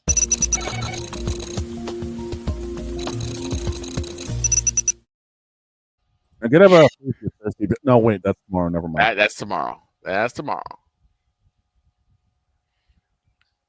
I do not like that. Now get out of my face, you thirsty bitches. In a world where logic and sense fly. Okay, that's tomorrow. We're going to have red and blue versions of that now. Oh my God. Yes. Oh God, help me. Cubdom experience. No, we already have that. Experience. We already have that. Wouldn't this be more like the Cumdom The Cubdom Files. The Cubdom Files. Why is the Rockford Files theme playing in my head right now? The X-Files. You're welcome. In my head. You're welcome. Why is the Rockford Files theme playing in my head? You're welcome. And I have it downloaded. You're welcome. Oh, the X-Files was in my head. Oh my jeez. My gracious. I can't believe that. And again, you have a situation where the Cubs thought they were going to be able to pull something off. Yeah, and It's then fun next year again. We're finally going to make it back to the World Series. Nope. No, not a chance. And it's probably been down 19 games before this is all out. If not more. It's like the Chicago Bears. You sold, you risked your mortgage, you sold, you dropped off your entire future for DJ Moore. Then it's like the Pittsburgh Steelers shoving 100 rolls of quarters worth $100 each up Aaron Rodgers' up their own what for Aaron because yes Aaron it is you. Good gracious. We got some more frivolity, and then we get ready for hour 3 with the Token Field Takeover. Back after this. Yeah, buddy. We're actually going to full 3 hours today. Okay. Let's go. Let's do it. This is Snowman in the Morning. Join the transporter to Hades. Your butt and gut becomes one. Join the reformer of hooker whores. This is my daughter, Placenta Booty Johnson. Join the bronze car. Whenever you are in distress, take off your baseball cap and throw it in the air. Join your very own superhero of broadcasting, Chris Bass. So whatever color crayon they get, they palm it and do 2 circles, and that translates to, I can beat up black people. As he takes you through the week's paces in Baseline. Live every Saturday at 8 a.m. Eastern, 7 a.m. Central, Pacific Time Zone people, just stay asleep when this is on live and just catch the recording. Oh, I'm sorry. Exclusively on the Chris Bass YouTube channel.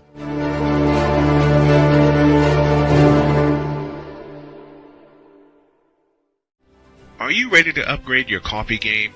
Prepare for an invasion of flavor with Invader Coffee. It's the caffeinated elixir that fuels champions, the blend that pushes boundaries. Whether you're battling deadlines or exploring uncharted territories, Invader Coffee has your back. Join the invasion at invadercoffee.com and taste the difference for yourself. Use the code SNOWMAN for 15% off your first order. Invader Coffee, veteran owned.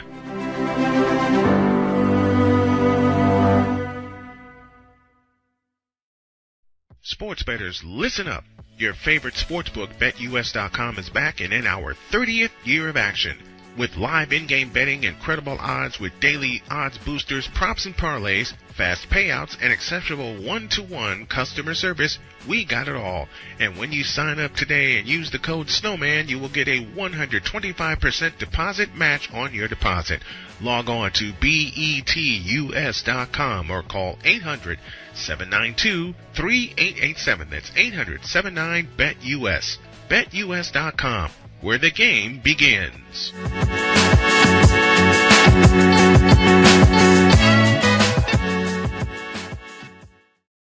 This planet has been great to me. It's given me gifts that I can't even explain. It's given me adventures and memories I'll never forget. And Battleborn, I think, has given me the opportunity to go beyond and give something back. How can I be a better custodian to this planet and the place I live? That's where I am with Battleborn. Let's make the planet a better place. 'Cause we take this job so serious. You fool! Delete! Delete! Delete! Delete! Delete! Delete! What in the all types of blue hell? This is Snowman in the Morning. There is nothing serious when you're dealing with Cubs fans. I don't know what's worse. That's seal. Cub fans or bronzexuals? Tie. It's a three-way. It's a four-way tie. Okay, we got Cub Bronzexuals. fans. Okay, bronzexuals. Cubdom. That's 2. The Monarch Republic of Cowboys Nation. That's 3. And the Midwest Committee of Bear Idiocy. That's 4. They can all go to hell. What they need. And the Midwest Committee of Bear Idiocy. They just need to shut up. I got yelled at. I gotta quit. We gotta quit cussing. I got yelled at by my wife when a couple of cuss words slipped. So I apologize for that, folks. Look, those 4 groups right there that Victor just said, they all suck. They all suck. They do. I would add Cleveland Cavalier fans to that, but the Indiana Pacers took care of them and shut them up. Yep. Mm-hmm. And I love that. Oh God.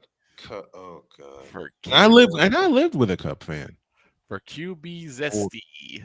For oh boy. I lived with a Cub fan. Blech. Let's not bring him up. The longest 2 years of my life. I mean it. The longest 2 years. Listen, in a span of 3 years. 2 years of living with a Cub fan and at the same time dealing with an abusive ex that wouldn't let me love sports. A double whammy. 18 months of hell. I didn't say hell. I said 18 months of hell. Hell. That's hell. That'd be enough to drive anyone to be an alcoholic. Yeah. I was close. Well, on the lighter side, as we hear somebody making their presence known. I think that's Pumpkin. Pumpkin, what are you doing? You just looking at me now? Lucy, you go lay down. We got about 10 minutes to kill before that's Lucy. Allie gets into things. Oh, Lucy. Well, Lucy and Pumpkin were beating each other up for a moment. Oh, Lord. Rule 3 of the house. What is this turning into? The Itchy and Scratchy show? Yes. Like I said, rule 3 of the house. I just don't know which episode's going to happen yet. Well, if someone breaks out the big hammer, then you know. Rule 3 of the house, like Victor said, the dog's an idiot. And I love Lucy. Lucy is amazing. Lucy is so sweet. Lucy, honey. Lucy. Come here, Lucy. Come here, Lucy. Hold on, folks. Come here. Come on. You want to come up? Come here. Oh, you're heavy. In case anybody doesn't know or recognize, look at that baby. This is Lucy. Hello, Lucy. Look at that baby. Listen, this dog is some of the most idiotic stuff I've ever seen. But if it weren't for Lucy and my family, I wouldn't be here. Because when I got home from hospital, from the hospital at the Duke, when I had my blood clots removed, I fell right into bed, and this dog didn't leave my side. Nope. Mwah.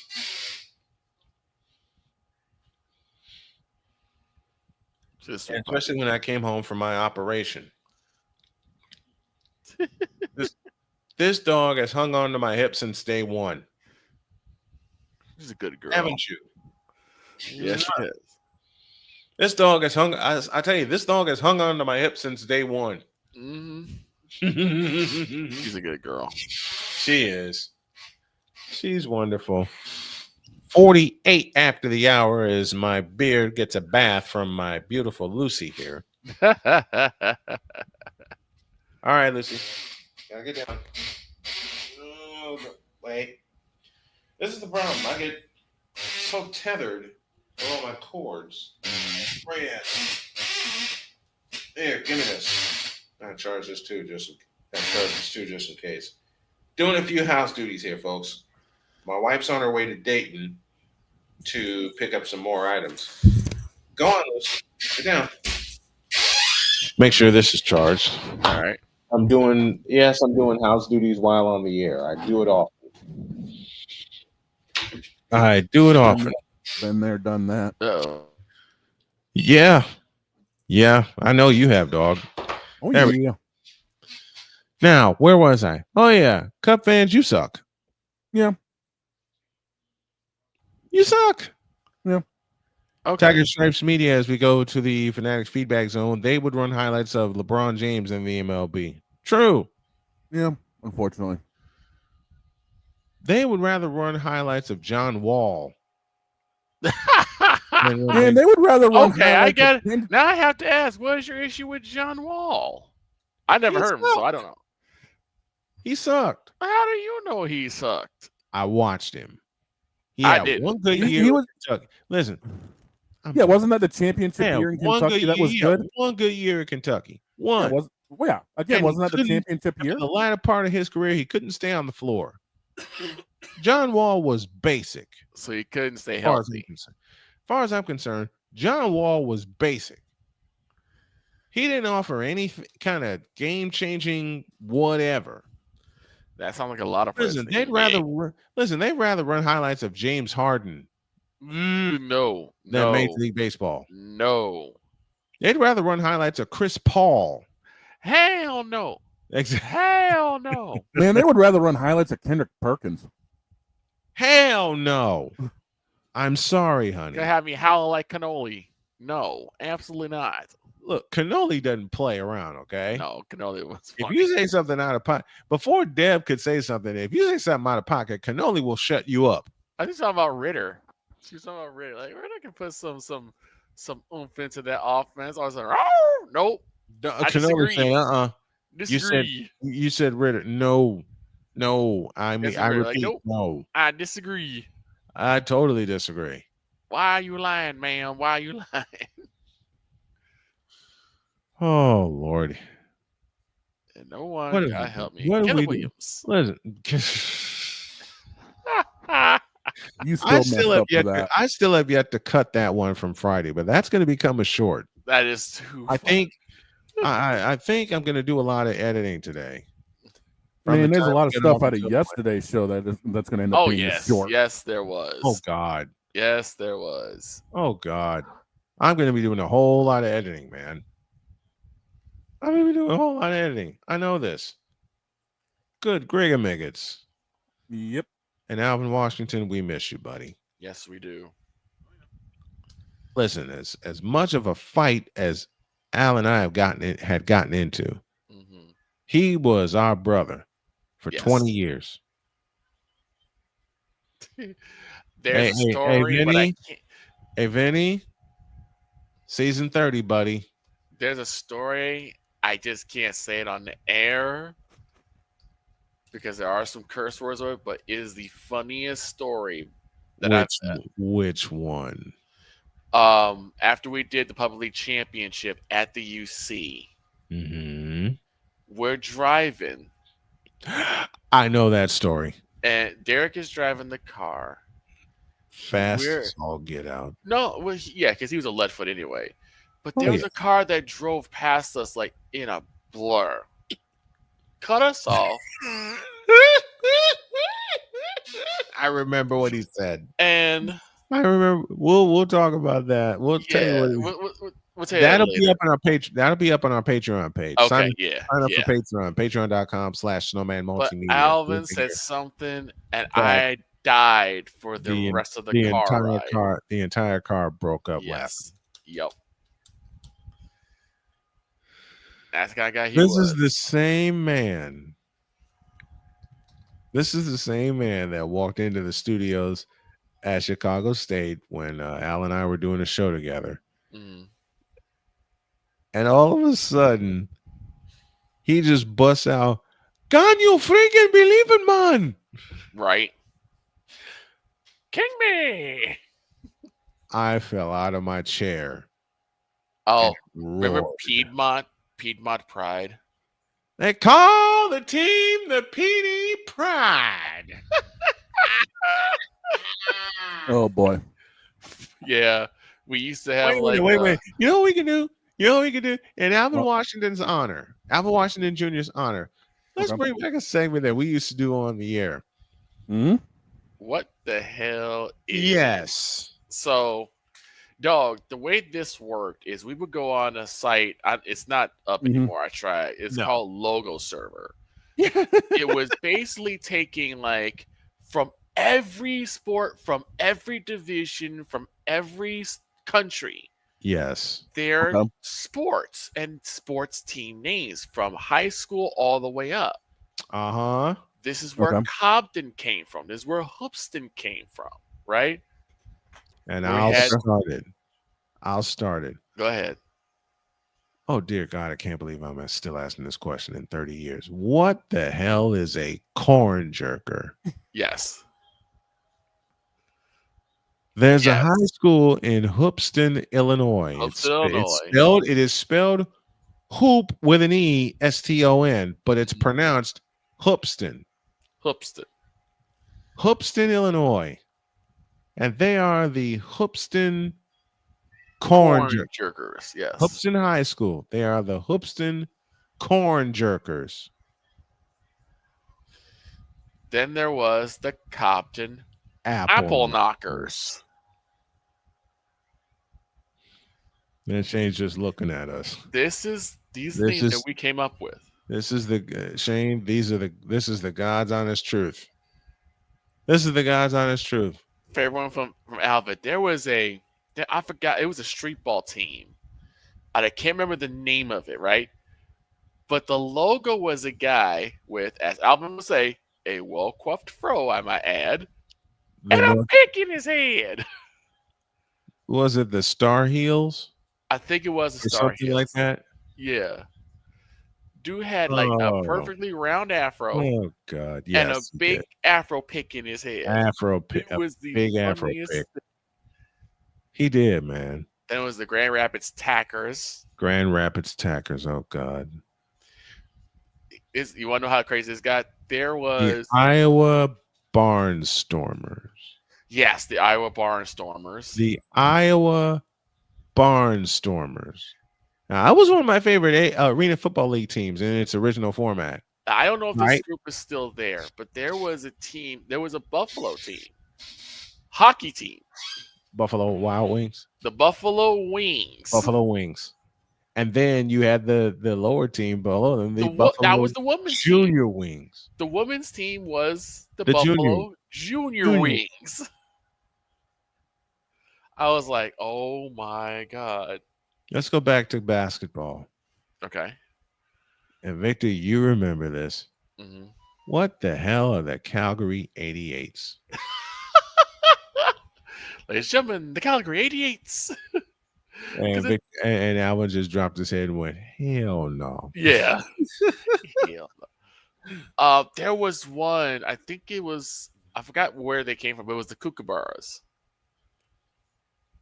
It was out in California. Yes, I think the California Kookaburras. California Kookaburras. And all I said was, Kookaburra sits in the old gumshoe. And as soon as I said that, Alvin snapped. Oh my God, you too? Who didn't remember that? Yes, Lord. Well, it could always be worse. Could be a Santa Cruz banana slug. Oh my God! For those of you that don't know, I've got two words: pulp fiction. Yes. Yeah. Yes. Yeah, I got it. Yes. Oh my God! Santa Cruz banana slugs. I think one of the funniest one was and then what we did actually for a while, just kind of put a little bit of a spin on it. There was a website called dumblaws.com. Oh no! This had laws, actual laws, folks, actual laws. Okay, these were actual laws that were written in law books, but are stupid. For instance, dog, here in Illinois, there is a law.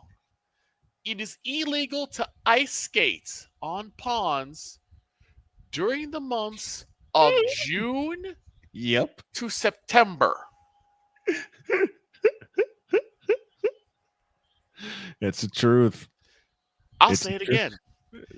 It is illegal to ice skate on ponds during the months of June to September. What's wrong with that picture? That's an actual rule, folks. Oh, That's an actual rule. Everything. I think it's been repealed though. There was one also here in Chicago that could be charged with vagrancy if you had less than $1 in your pocket or something like that. Like what?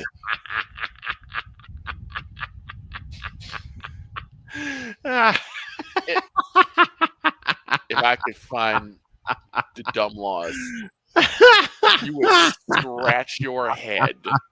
And it was done by state too. Yes, it was. It was done by state.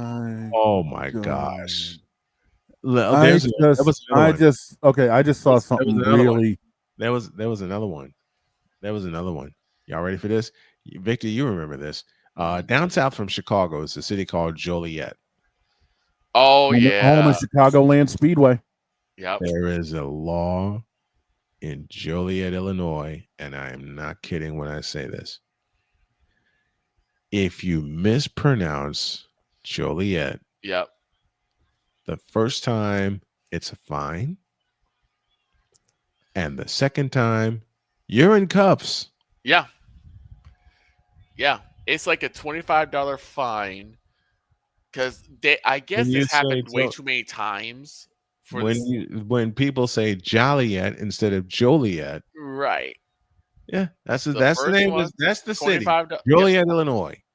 First You're fined the first time. The first one, $25 fine. Second one, you at least spend a couple of days in jail. Yes, and to borrow from Victor, jail. All right, I'll explain this one. Please tell that one. Had to go to traffic court due to an issue with my insurance. Right? Yeah, I brought the wrong insurance. I had it on me. I just didn't swap the cards out.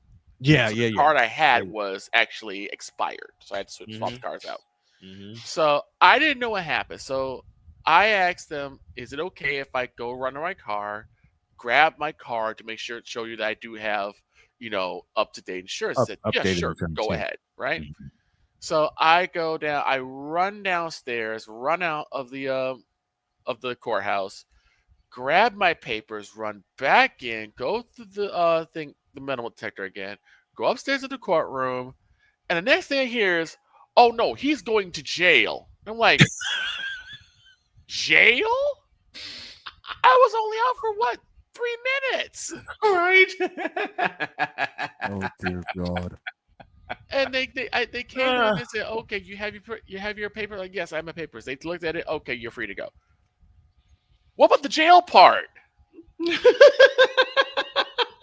What I didn't know was that in the 3 to 5 minutes that I was gone, they took another case. Okay. And the guy got so belligerent because he thought that he was being wrong that they basically held him in contempt. So he was already removed. So when I came back, jail, and the guy said he's going to jail, I'm thinking they're still talking about me. Right. Oh Lordy. Oh my goodness. I gotta tell y'all this one. I was on my way to Gary early in the morning.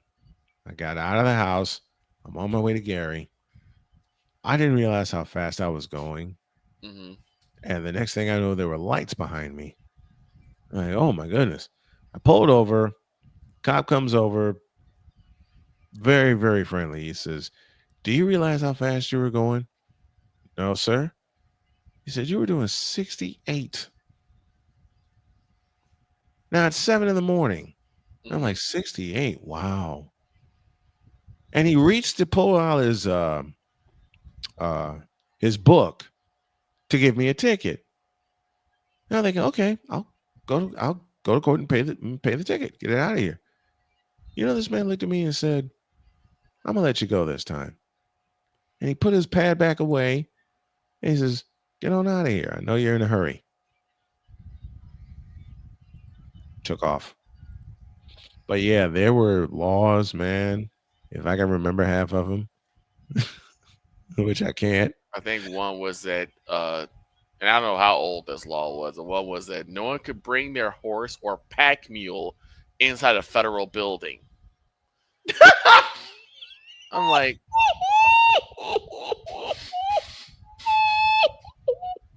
this law was still in effect as of 2008. Well, I don't have a feeling this is going to be a series. Well, it can't be. I just checked, and that particular site is no longer up. Oh, dude, all you got to do is Google that crap. It'll turn up. Oh, gosh. We got a break. And when we come back, an ID and then the takeover. Yeah, here we go. Back in a minute.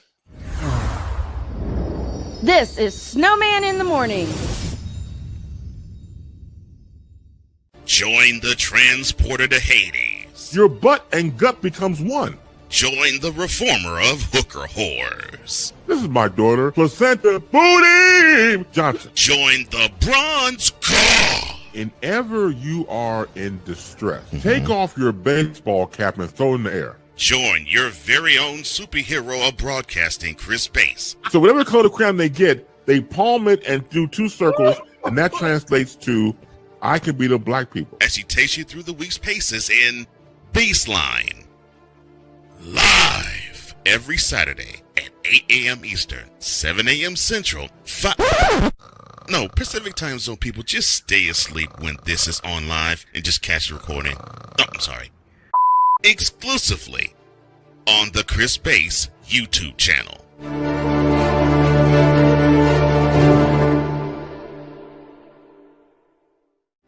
Are you ready to upgrade your coffee game? Prepare for an invasion of flavor with Invader Coffee. It's the caffeinated elixir that fuels champions, the blend that pushes boundaries. Whether you're battling deadlines or exploring uncharted territories, Invader Coffee has your back. Join the invasion at invadercoffee.com and taste the difference for yourself. Use the code SNOWMAN for 15% off your first order. Invader Coffee, veteran owned.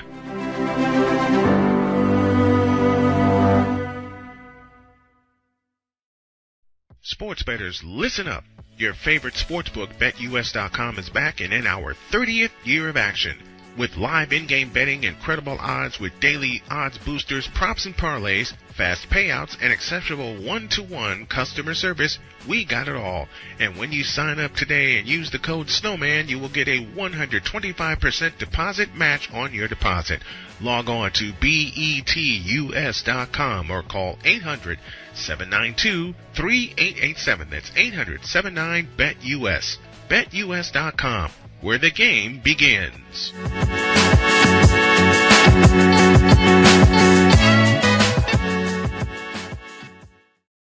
This planet has been great to me. It's given me gifts that I can't even explain. It's given me adventures and memories I'll never forget. And Battleborn, I think, has given me the opportunity to go beyond and give something back. How can I be a better custodian to this planet and the place I live? That's where I am with Battleborn. Let's make the planet a better place. 'Cause we take this job so serious. You fool! Delete! Delete! Delete! Delete! Delete! Delete! What in the all types of blue hell? This is Snowman in the Morning. There is nothing serious about taking a mule to court. At all. Wait, what? Or having a donkey in a bathtub after 7 p.m. Apparently, don't go to Florida and walk down the street in public and sing. Apparently, that's illegal, too. Ladies and gentlemen, I'm sure this is going to be a series down the road. A series that premieres this week. Wait. What? Sing? Apparently, when walking down the street by yourself in Florida, it's illegal to sing by yourself. Allie standing by. Oh my! We owe everyone an ID. I've been sitting here crying with some of this stuff. Don't bring him. Don't take. Don't take. Nine after the you to court. Oh my God! 9 after the hour. We owe you an ID. 9 after the hour. If I can get my thoughts straight. And we stop owe you an crying. ID. This is Snowman in the morning. This is WBWS-DB, Chicago. This is WJKS, Indianapolis, Chicago, and the world. As everyone gets done laughing, I think we still got some more jokes on the way. Because from the Windy City. Wait a minute. Hold on. Hold on. It's illegal. Never mind. Allie, this one. Allie, we need from you. the Windy City, ladies and gentlemen. It's time for the takeover.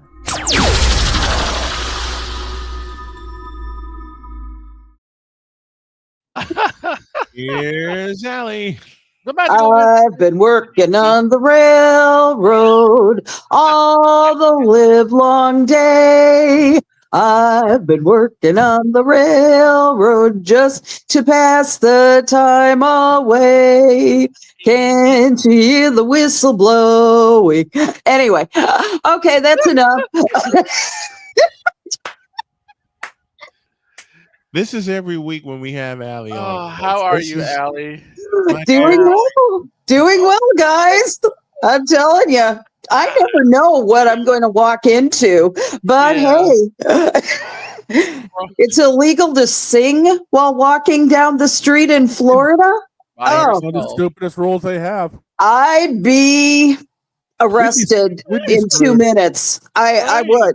Yeah, because You set your feet down in Florida and you're by yourself. You're feeling good. You start singing all of a sudden. smelling the nice smells in the air, smelling the ocean. I mean, what's not to love about that? Yeah, I'd sing. What's there not to sing about? Oh my I mentioned the one that I mentioned the dumb law that Joliet had about its pronunciation, the pronunciation of the city name. You only get 2 strikes in Joliet. Joliet. Yes, I heard of that. Yeah. Let's get down to business. Your WNBA power rankings. How are they looking? You got it. I'll tell you, I don't know that anything can really stop the Minnesota Lynx since they are the sole group that has clinched a playoff berth. And they've got 6 wins in a row to enter this week. And even though Nafisa Collier, Sweet Fee, has been out for the last 4 games. Now that's what I call a team that's got the depth. They've got the determination since they really want this title.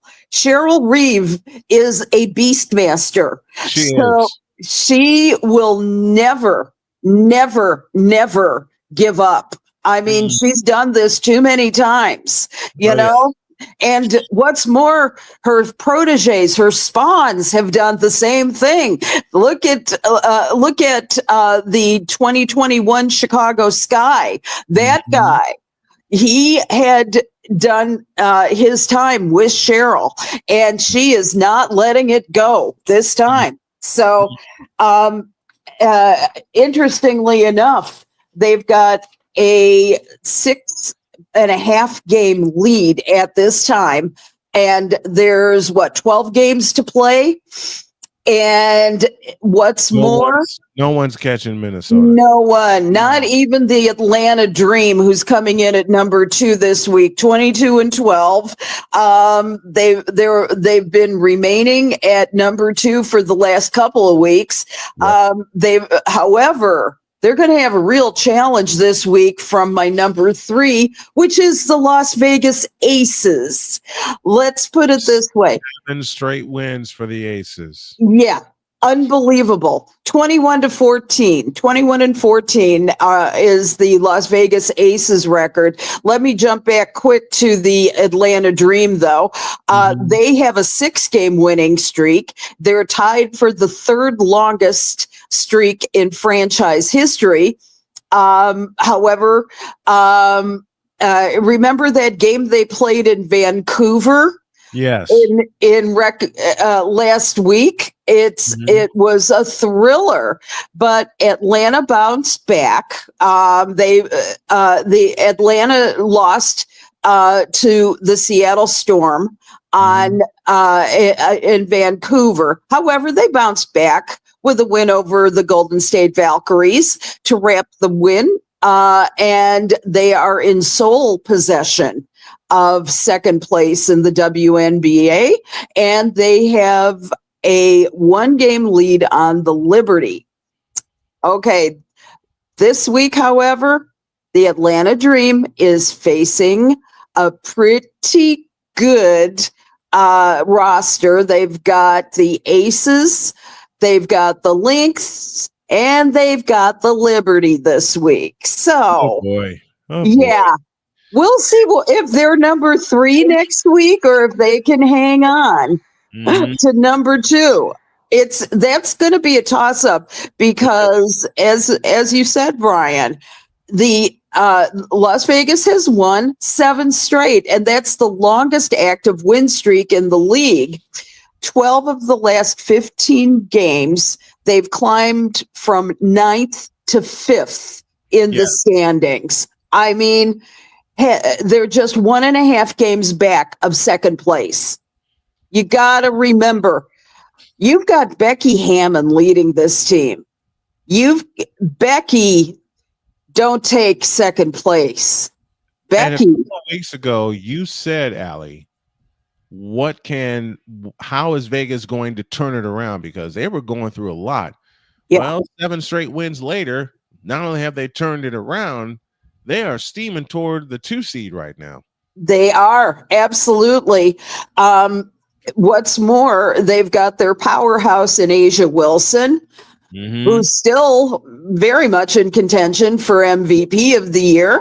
MVP, Yep. Another one, let's put it that way, 26.1 points per game. She's also leading the WNBA in rebounding with 13.3 rebounds per game, and also ranking in the top 10 in steals with 1.7, and as well as blocks, Dynamite. 1.4 over the past 2 weeks. So Asia has just been playing dynamite, and she is well seated in the MVP conversation. All right. How is it that she just doesn't seem to get injured? I'd like to know that, because the only time I've seen Asia Wilson out was due to a concussion. Yeah. And that was earlier this year. She missed 3 games with a concussion. Yeah, that's right. Yeah. But Asia keeps herself healthy, and I gotta applaud that. Speaking of applause, the game I did on Sunday. Oh my God. I know where this is. Let me tell you, the guys were with me when I did this game Sunday. It was the Fever and the Sun from Mohegan Sun Arena. Yeah. The emotions and Allie, you know this, being in the industry as long as you have, the emotions when you're following a team can go from here to here every game. Yep. Sunday, the Fever were down by 21, 3 separate times. And the next thing I knew, after being down 74-60, let's take it from there. 74-60, there was 6:38 left on the clock. And anyone who has called a game, covered a game, or whatever knows the emotions in you are going wild. Because the one side of your brain is logical, saying, okay, the Fever cut it under 20. They made a run. This is it. The other side is saying, finish this thing. Come all the way back and get it. From that point on, a 22-7 run, even the game. And I'm sitting here in my chair going, my brain's going, What? I mean, I'm sorry. They did what? Next thing I knew, we were tied at 77 at the free throw. They get a 3, lead 82-79. And part of me, you go through this alley, cover the women's court, you're like, okay, there's a dagger. Okay, that's a 3. That's a dagger. Right. With a minute left. How about Kelsey Mitchell responds with a 3-point play to tie the game at 82 apiece? How about it? I'm sitting here in my chair going nuts. My wife comes in and she says, what is going on? She looked at the score and she says, they tied the game? Uh-huh. Do you think they're going to overtime? I don't think I have any strength for overtime. They went to overtime. Well, you don't have any strength, but they sure as hell did. 99-93 was the final. Kelsey, 38 points. They lose Sophie Cunningham to a knee injury, which puts Indiana at bare bones operation because of all the nasty injuries. Allie, your thoughts on that incredible comeback win by the Indiana Fever? Oh my God. Such determination I have never seen. And the thing is that it was the most exciting thing to watch this team pull together, get the ball to Kelsey Mitchell every time. And she came through. Right now, I'll tell you, we are all on Sophie Cunningham, MRI watch. And the thing is, without Sophie and her ability to be that aggressor, as well as being the type of scorer she is, and I don't know why the Fever is holding back on, because they should have had these results like Sunday, right? Yeah. They should have scheduled for tomorrow, yesterday, to get the MRI. Yeah, and should have been done. There should have been some word. However, the thing is that this week is a real light schedule, in the sense that they don't play till Friday. And unfortunately, they're playing with the Minnesota Lynx. So and that's in Indianapolis. Oh, yeah.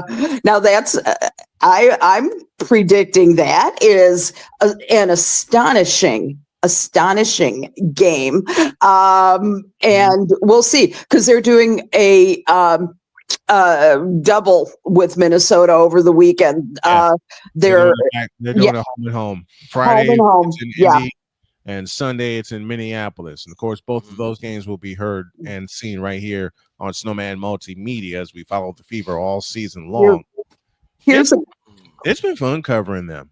It's been emotional as all get out with all the injuries and all of the talk about the referees. Dear God in heaven, don't get me started on that. Oh my God. Let's not get. Allie, you've seen it. Dog, you've seen it. Victor, you've seen it with the referees. And I said it's Sunday, and people thought I was crazy until they saw the second half of the game. I think the Indiana Fever have a big fat target on their back. They do. And the biggest reason is not even on the floor. Biggest reason, of course, is number 22, Caitlin Clark. That's right. Yeah.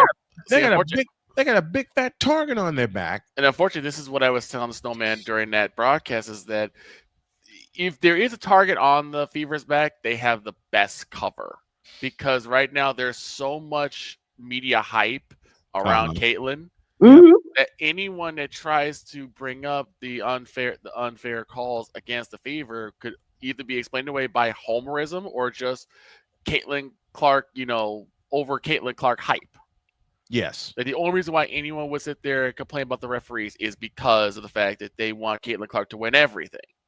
Now, I never said, and speaking of that debate, I had a comment come to me.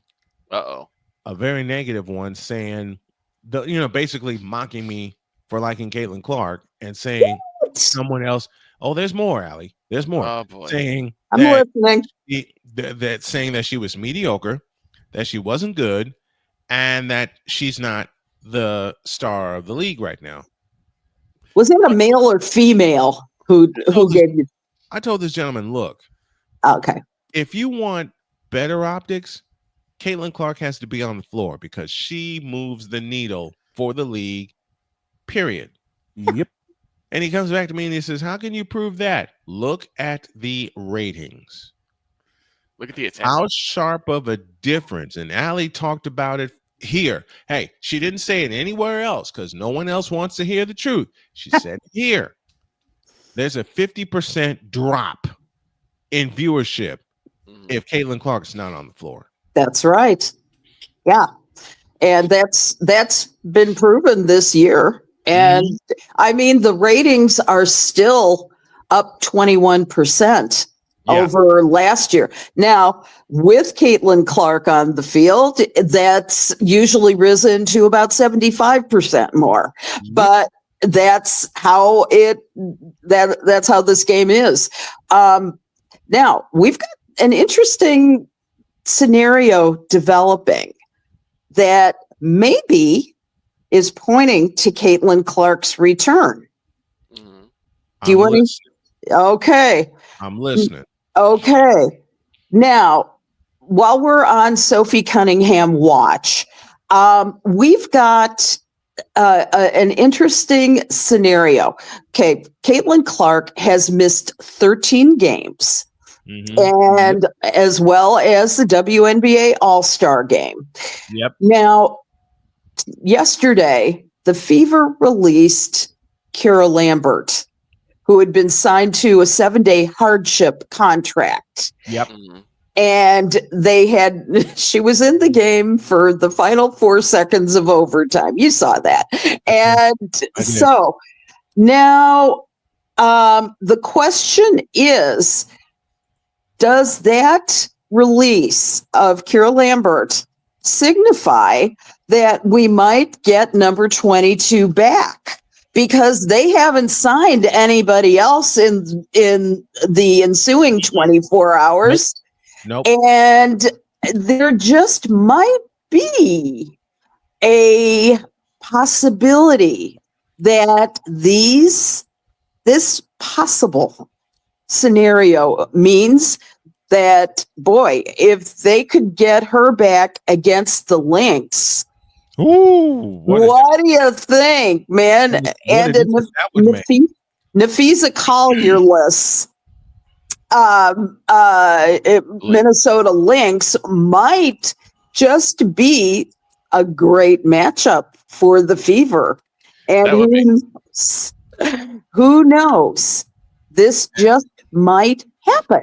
And not only that, the Fever own a win over Minnesota in the Commissioner's Cup final. They do. That was in Minneapolis, 0.1, 0.2, minus Caitlin Clark. Mm-hmm. Now Collier went off in that game. Okay, Nafisa Collier is Nafisa Collier. Yeah, but it's the defense of the Indiana Fever that has turned this team around. And boy, that defense ride to the rescue in the second half and overtime on Sunday. Now, another point here is you gave to me the statue of Seattle's Sue Bird. That's right. Sue Bird, 20 years in the WNBA. She spent her entire 20-year career in Seattle. She is now the first WNBA member to get her own statue outside of Climate Pledge Arena in Seattle. And it's a really cute statue. It depicts Bird in her signature ponytail. Interestingly enough, and Sue Bird commented on this, she, instead of the pose of a pass to represent her record in assists or a jumper to represent clutch buckets, instead, the statue sees Bird gliding in for a layup. Yep. Well, why was that? her very first points in the WNBA. That was at Key Arena, if you remember that. As a rookie, it was on a layup. It was a layup. And the very final points in the WNBA at Climate Pledge were on a layup. Was on a layup. That's why. That's the logo they have of her on the floor. Yes. The logo they have of her on the floor in each corner. That's right. And I mean, she's earned all of it. Oh, yeah, she was the number 1 pick in the 2002 draft. Think of how young we were at that time, Brian. Oh my gosh, yes. I was still in high school. Oh, God. 2002. Oh, wow. 2002. I watched Sue Bird's career at Connecticut. Legendary, okay? Yeah. 2002, I just graduated high school. Oh, my God. Victor and I were just getting started with the show, basically. Yeah. Because we were at Chicago State at the time, and that's where I met in 2002. Dear God, I'm old. God. Yeah, I was still hooping in high school. 23 years later, Sue Bird spent her entire 20-year career in Seattle. She gets a statue outside of the old Key Arena, out of Climate Pledge Arena, which before that was Key Arena. Right. And a lot of people don't know that before that was the Seattle Center Coliseum. Right. All they did was blow up the Coliseum, and they made it bigger. When the Sonics came back home from Tacoma to Key Arena, and then the Bulls showed up. Of course, that was 1996. Then the Bulls showed up. We know the end of that story. Now they've turned it to Climate Pledge Arena, and on a later date, I'm going to unleash about the NBA needing to bring back the Seattle Supersonics right now. I'm all for that. I think it would be a wonderful idea. It could very easily happen. Let's just talk about what Sue Bird did for this career. She's the WNBA's all-time leader in games played with 580 minutes, 18,079. I think she was the all-time leader in assists with 3,234, and get this, 13 all-star selections. 13. You couldn't have an all-star game without Sue Bird. Yeah.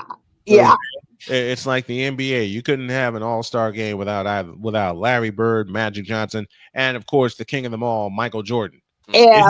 It just wouldn't be an all-star game. You can't have an WNBA all-star game without Sue Bird. Absolutely. How did Cole say it, Snowman? How did Cole say it? You can't have all-star weekend without an all-star. Exactly. Absolutely. You can have all-stars. And once you see that ponytail on the floor, just like with Caitlin Clark, it's trouble. Love Sue Bird. Absolutely adore Sue Bird as a person and as a player. She ignited the league. And the thing is, I'm hoping that this will allow other teams to consider such accolades. My vote is that Diana Taurasi get a statue outside Phoenix. Outside of America West Arena. Yes, I'm using the original name. It's America West Arena. Diana Taurasi deserves a statue. Absolutely. Tamika Catchings deserves a statue. Outside Indiana Fever. Outside of Cambridge. You know who deserves 2 statues? I think you know this. I think you know where I'm going, Allie, and I think you know this name very well. Candace Parker. Exactly. Yes, absolutely. Candace deserves a statue outside of the United Center or Wintrust Arena. I would love to see her and Michael Jordan outside of United Center. Wouldn't that be awesome to see a statue of 2 of the greatest men's and women's basketball next to each other, Candace Parker and Michael Jordan? What's more, I'd be through there taking pictures in a hurry. She would. I'll tell you, the thing that that I look to is that she's also a Chicago native. Yeah. My boyfriend Greg's kids went to school with her in Naperville Central. It's so crazy. But it's so fitting. I mean, they should have a statue in front of Naperville Central as well if they could manage that. They should be Candace Parker floor at Naperville Central. You know, I didn't know who I heard all the ballyhoo of Candace Parker while I was covering the public semifinals at the old UIC Pavilion. I knew about the ballyhoo of Candace Parker. Candace Parker was an athlete I was watching. Okay. Mm-hmm. I'm doing the game. We're in between games. We're getting ready for the second game.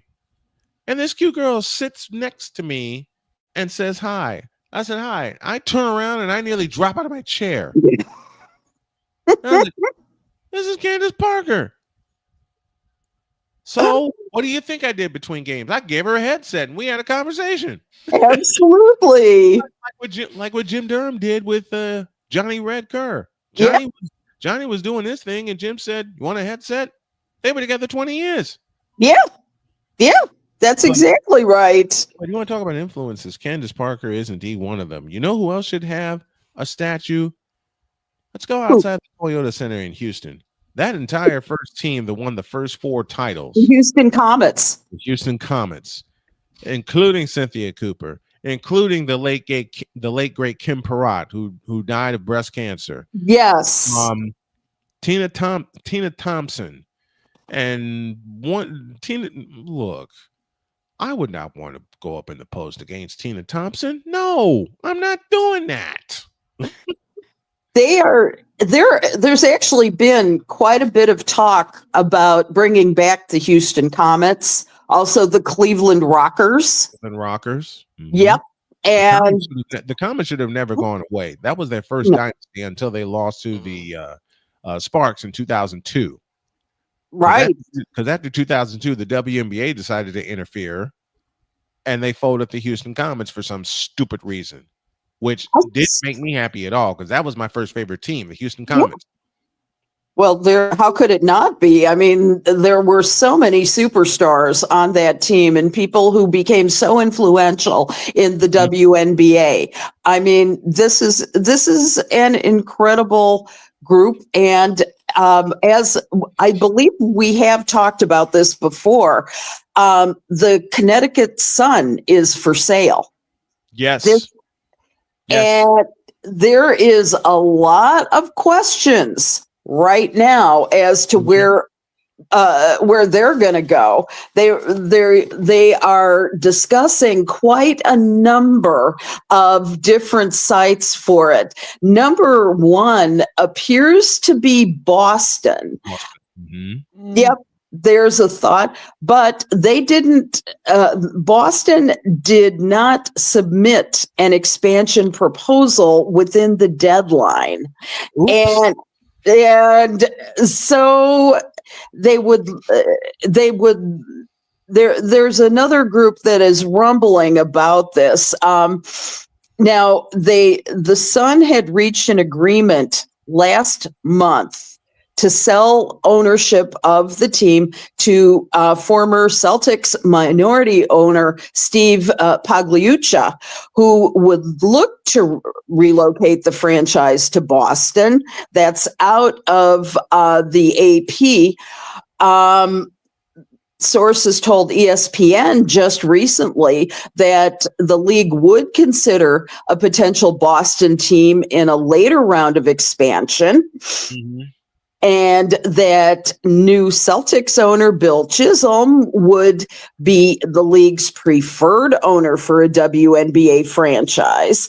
And here's the other thing in favor of it. Massachusetts Governor Maura Healey played college basketball at Harvard and has been trying to help bring a WNBA team to Boston. Mm-hmm. And she's already been in communication with Chisholm. So it's such a pivotal moment at this time for the Connecticut Sun. I mean, I'm all for somebody like the Mohegans getting and keeping that franchise. However, it's been a money loser for them for some reason for a while. That's why they're selling, which is tragic, and I don't understand it. With the success that the Connecticut Sun had before this season, they have not, as you said, Allie, turned a profit. Yeah, and I don't understand. One thing that would make this sale to Boston, put everything on the map. Let's go back a couple of weeks. Sun and Fever played at TD Garden, and they sold the house. 19,456. Imagine. In Boston. Yeah. In Boston. Now, if this sale goes through and they buy the Sun and they put the proper pieces together, who's to say that they won't be one of the teams like Indiana, like Golden State, like Las Vegas, that won't sell the house every night? They would.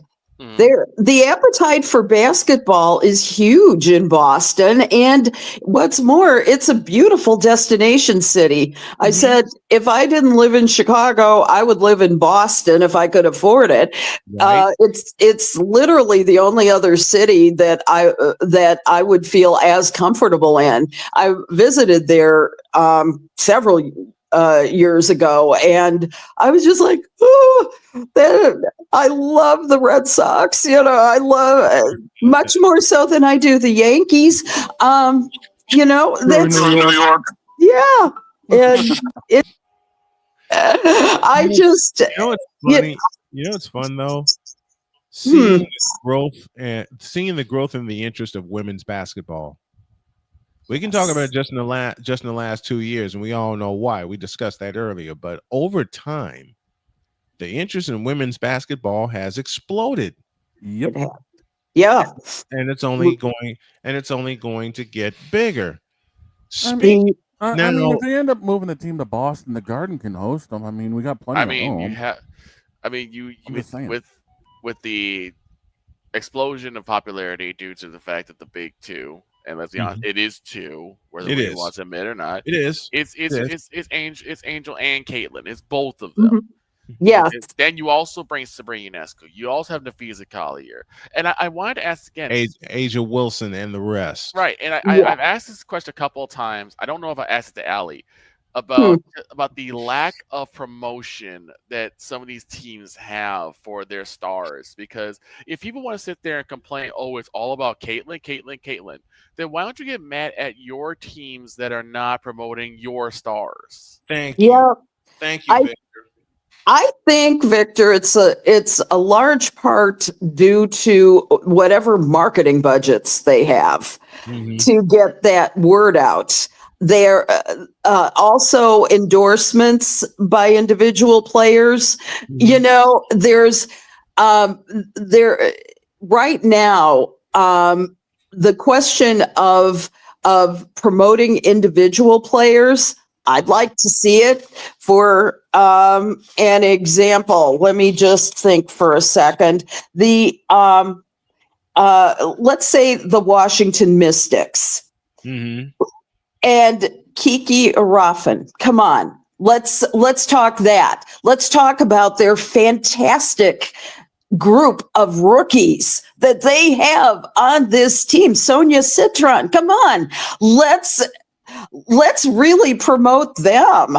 They have a golden opportunity to make them as popular and as important to the league as Caitlin Clark and Angel Reese, who are, and they've done some, but I don't think it's been enough. No. let's make sure that they've got the right sponsorships, which can lead to more and more and more promotion. I can just see how great it would be. I would like a Kiki Raffendahl personally. I have a Chicago Bulls Barbie. I also have a Chicago Cubs Barbie. Now, understand, I never play with them. I just have them on display. Yep. What? She just collects them the same way I collect stuff like this, because my beautiful wife found this one for me. I got about 4 or 5 different cups that I use, and you all know what's in them half the time. Speaking of Barbie, the PWHL has a Barbie now. They sure do, thanks to Tim Hortons. This Barbie doll is available now, and they are geared up and ready to hit the ice. I'm reading this from their promotions department. Okay, it's complete with a very important for the kiddies out there, a protective helmet. Yep. They are vibrant pink, purple, and teal hockey jersey. They're outfitted in hockey pants with a hockey stick, skates, and they're designed for everybody 3 years and up, just in time for Pee-wee hockey. They should be in every single store, to my mind. And for every Barbie that the PWHL sells, they are going to donate. What is it? 5? Yeah. Thank you. Thank you for putting that up. See? I love that. Thank you. They're going to donate $5 in Canadian dollars to the Grindstone Foundation, and it's helping girls with financial barriers access the game they love. This is like what the Blackhawks do at their practice arena. They host all kinds of really great, like Pee-wee games and things like that, just to make sure that everybody has access to hockey. Don't we love that? Now, if they would also create a doll that's Native American, I would like that, because we do have a few Native Americans in the group. I would like to see that it's not just the blondes. Kind of looks like Kendall Schofield, doesn't it?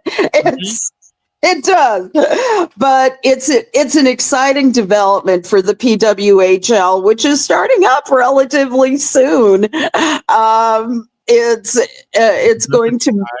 I think November 29th is going to be the date that season 3 starts, and now they have 8 teams instead of 6, because they go west and northwest to Vancouver, British Columbia, and Seattle, Washington. That's going to be right. I want Chicago to have a PWHL team. I see no reason. The next round of expansion should be to Chicago. Yes. The next round of expansion should be to Chicago, period, because these fans are starving for hockey. Yes. Okay? And myself, been a Blackhawks fan since 1985. Thank you, Doug Wilson. I'll tell you the story. Yep. Sweet Dougie. I'll tell you all the story of how I became a Blackhawks fan. My first favorite team was the Edmonton Oilers, because I love Wayne Gretzky, Paul Coffey, Mark Messier. Of course, first favorite goalie is Grant Fuhr. Of course. One night in 85, I went to bed and I heard that the Oilers were leading the Blackhawks 4-1. I heard that before I went to bed. And I said, okay, Edmonton's going to win. I wake up and my mother's radio is on, and they're playing a sound from the game of the crowd roaring. I said, what the? Went in, WIND, thank you very much. I said, Mom? She says, listen. And then I heard, and the Blackhawks come all the way back to win 6-4. I went back and laid in my bed and went, what? Then I saw the highlights. Doug Wilson had a hat trick in 10 minutes in that third period. That's how I became a Blackhawks fan, because they beat my first favorite team, the Edmonton Oilers, who were the champs at the time. So Chicago is a hotbed for hockey, okay? Yeah. And there's a place that I used to work in Chicago called Johnny's Ice House. Oh, yeah. I've seen a ton of games there. The old place and the old house and the new house. Seen a ton of games, a ton of games there. So Chicago should get a PWHL franchise in the next round of expansion. The next round of expansion for the PWHL is going to work a lot better than the round of expansion for the WNBA, because the PWHL is ready. Mm-hmm.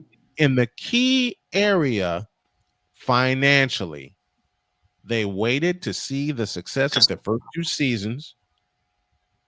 And now, with the interest coming in from Vancouver, and they're going to use the Rogers Place up in Vancouver, Seattle's playing at Climate Pledge Arena, and that holds 17,000. The place up in Vancouver holds about 19,000. Look, this is going to be off the charts in the next 5 years. I can't wait. I think it's going to be absolutely fantastic.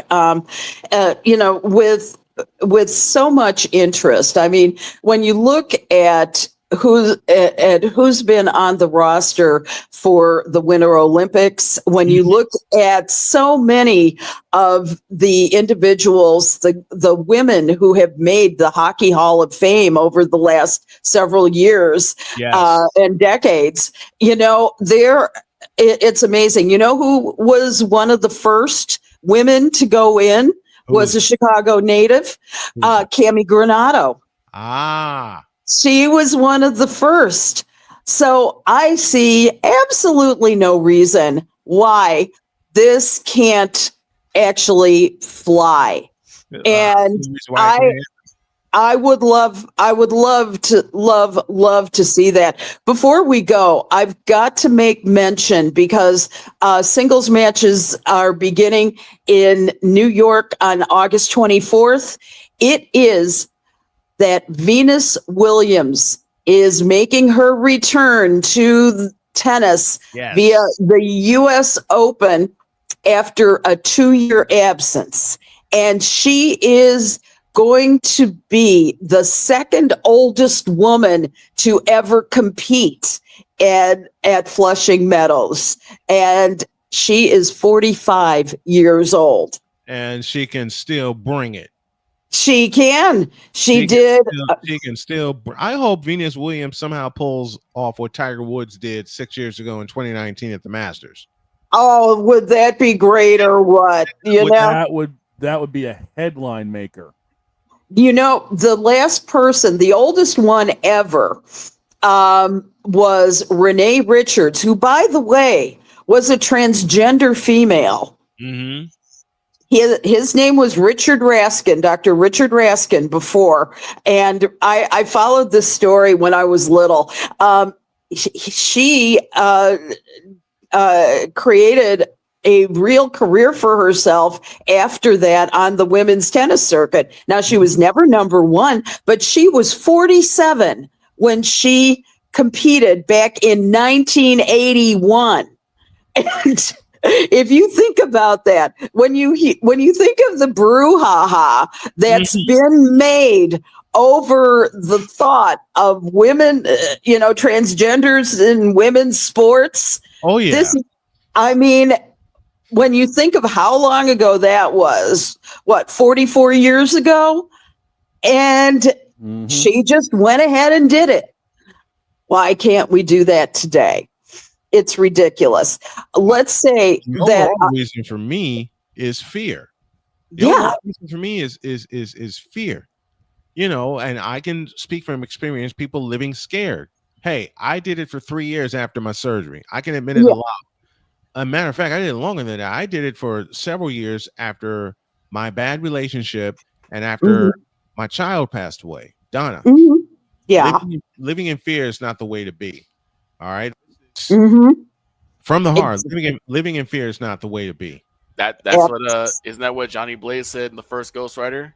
You can't live in fear. Can't. Nope. You cannot live in fear. You thrive when you live in hope and positivity. And that is the very definition of Venus Williams. She had last year, she had surgery to remove uterine fibroids, and she missed all the season. However, a year later, she competed for the first time since March of 2024 at the Miami Open, and she became the oldest woman to win a tour-level singles match since Martina Navratilova in Wimbledon at age 47. And she also won a doubles match at the DC Open. So when you think about it, she's such an inspiration, Venus Williams is, for everybody who is considered too old to be a participant. And the thing is that people are staying healthier longer these days. They're living longer these days. I have a 98-year-old mother to prove that. I'm like, what am I going to do with the next 30-some years? Listen, I'm the proof of that. I beat cancer. Yes. And I always will say we, because a whole bunch of people, Allie, Shane, Victor included, were giving me positive vibes and positive prayers. But folks, we kicked cancer's ass. Period. Yes. We did. We kicked its ass. And I'm still Big here. round of applause. You are. And so much of that is, having the right treatment at the right time, early detection, early detection. Absolutely. I'll tell you, my late husband beat stage 4 kidney cancer back almost 40 years ago now, and he had 30 plus more years of life because he found the right treatment, and which everybody said he had maybe a 10% chance of survival. And so much of it was, I don't want to not be around for my kids. He had 10, ultimately 11 with us. And he was just so positive about it. He was determined. He was under 40 when that happened. So he was able to live out his life. And, he was given an additional 30 plus years. Isn't that wonderful? My God. Wonderful. I'm hoping for 40. I'm hoping for 40 more. You're doing it. I'm 3 years in from beating cancer. I'll close with this, and I'll tell you all the story. The day we found out I was in remission was February 15th, 2023. I already gave the boys the clue that I'm not going to be in until like 9 or 10 because got to go see my doctor. And went to see the doctor, and there was just this odd feeling with me when I was sitting there. I was jumpy, I was nervous. And then Jody said we were going to wait until his anniversary, which is April 4th, to see if he's in remission. And my doc looked at me and said, he's already in remission. And we're like, what? He said, he said, yeah, you're already in remission. I was jumping up and down and dancing like a fool. From the office to the car, I was dancing like a fool. And I can't dance worth a lick, but I didn't care. When you get news like that, that praise dance came right out in real life. When Shane hit it. When I know what you're looking for. When I got news that I beat cancer and I was in remission, this happened in the office.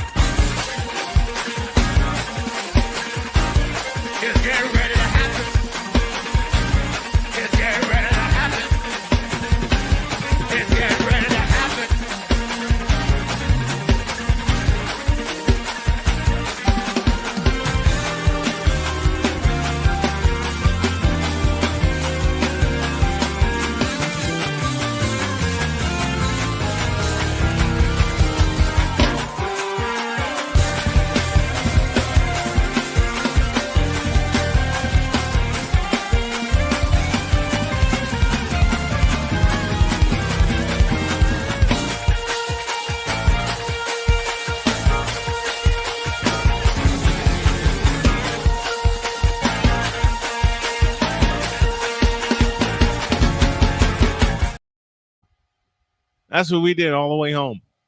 Stank leg and all. I got on the show and blurted it out. I couldn't hold it. Yeah. I couldn't hold it. I was that happy. And we got to get out of here. Allie, thank you, my dear, so much for joining us. Always bringing the fire, always bringing the heat, especially with women's sports. And as I promised, we're going to do a lot more of it because when the WHL kicks up, you'll see me and this redhead on the call. That's a promise. All right. That's a promise Excellent. to keep. I wasn't prepared last year. I was worn out. I was burnt out. I'm ready to go this year. Thank you, my dear. Right.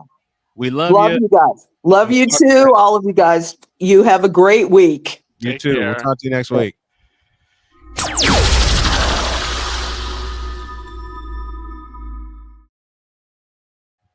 That'll do it for us. Have a great day. God bless. Remember to make your next move your best move. And always remember, if your dreams don't scare you, they're simply not big enough. Dream big, do bigger. We are, and we hope you all are too. We love you. So long, everybody.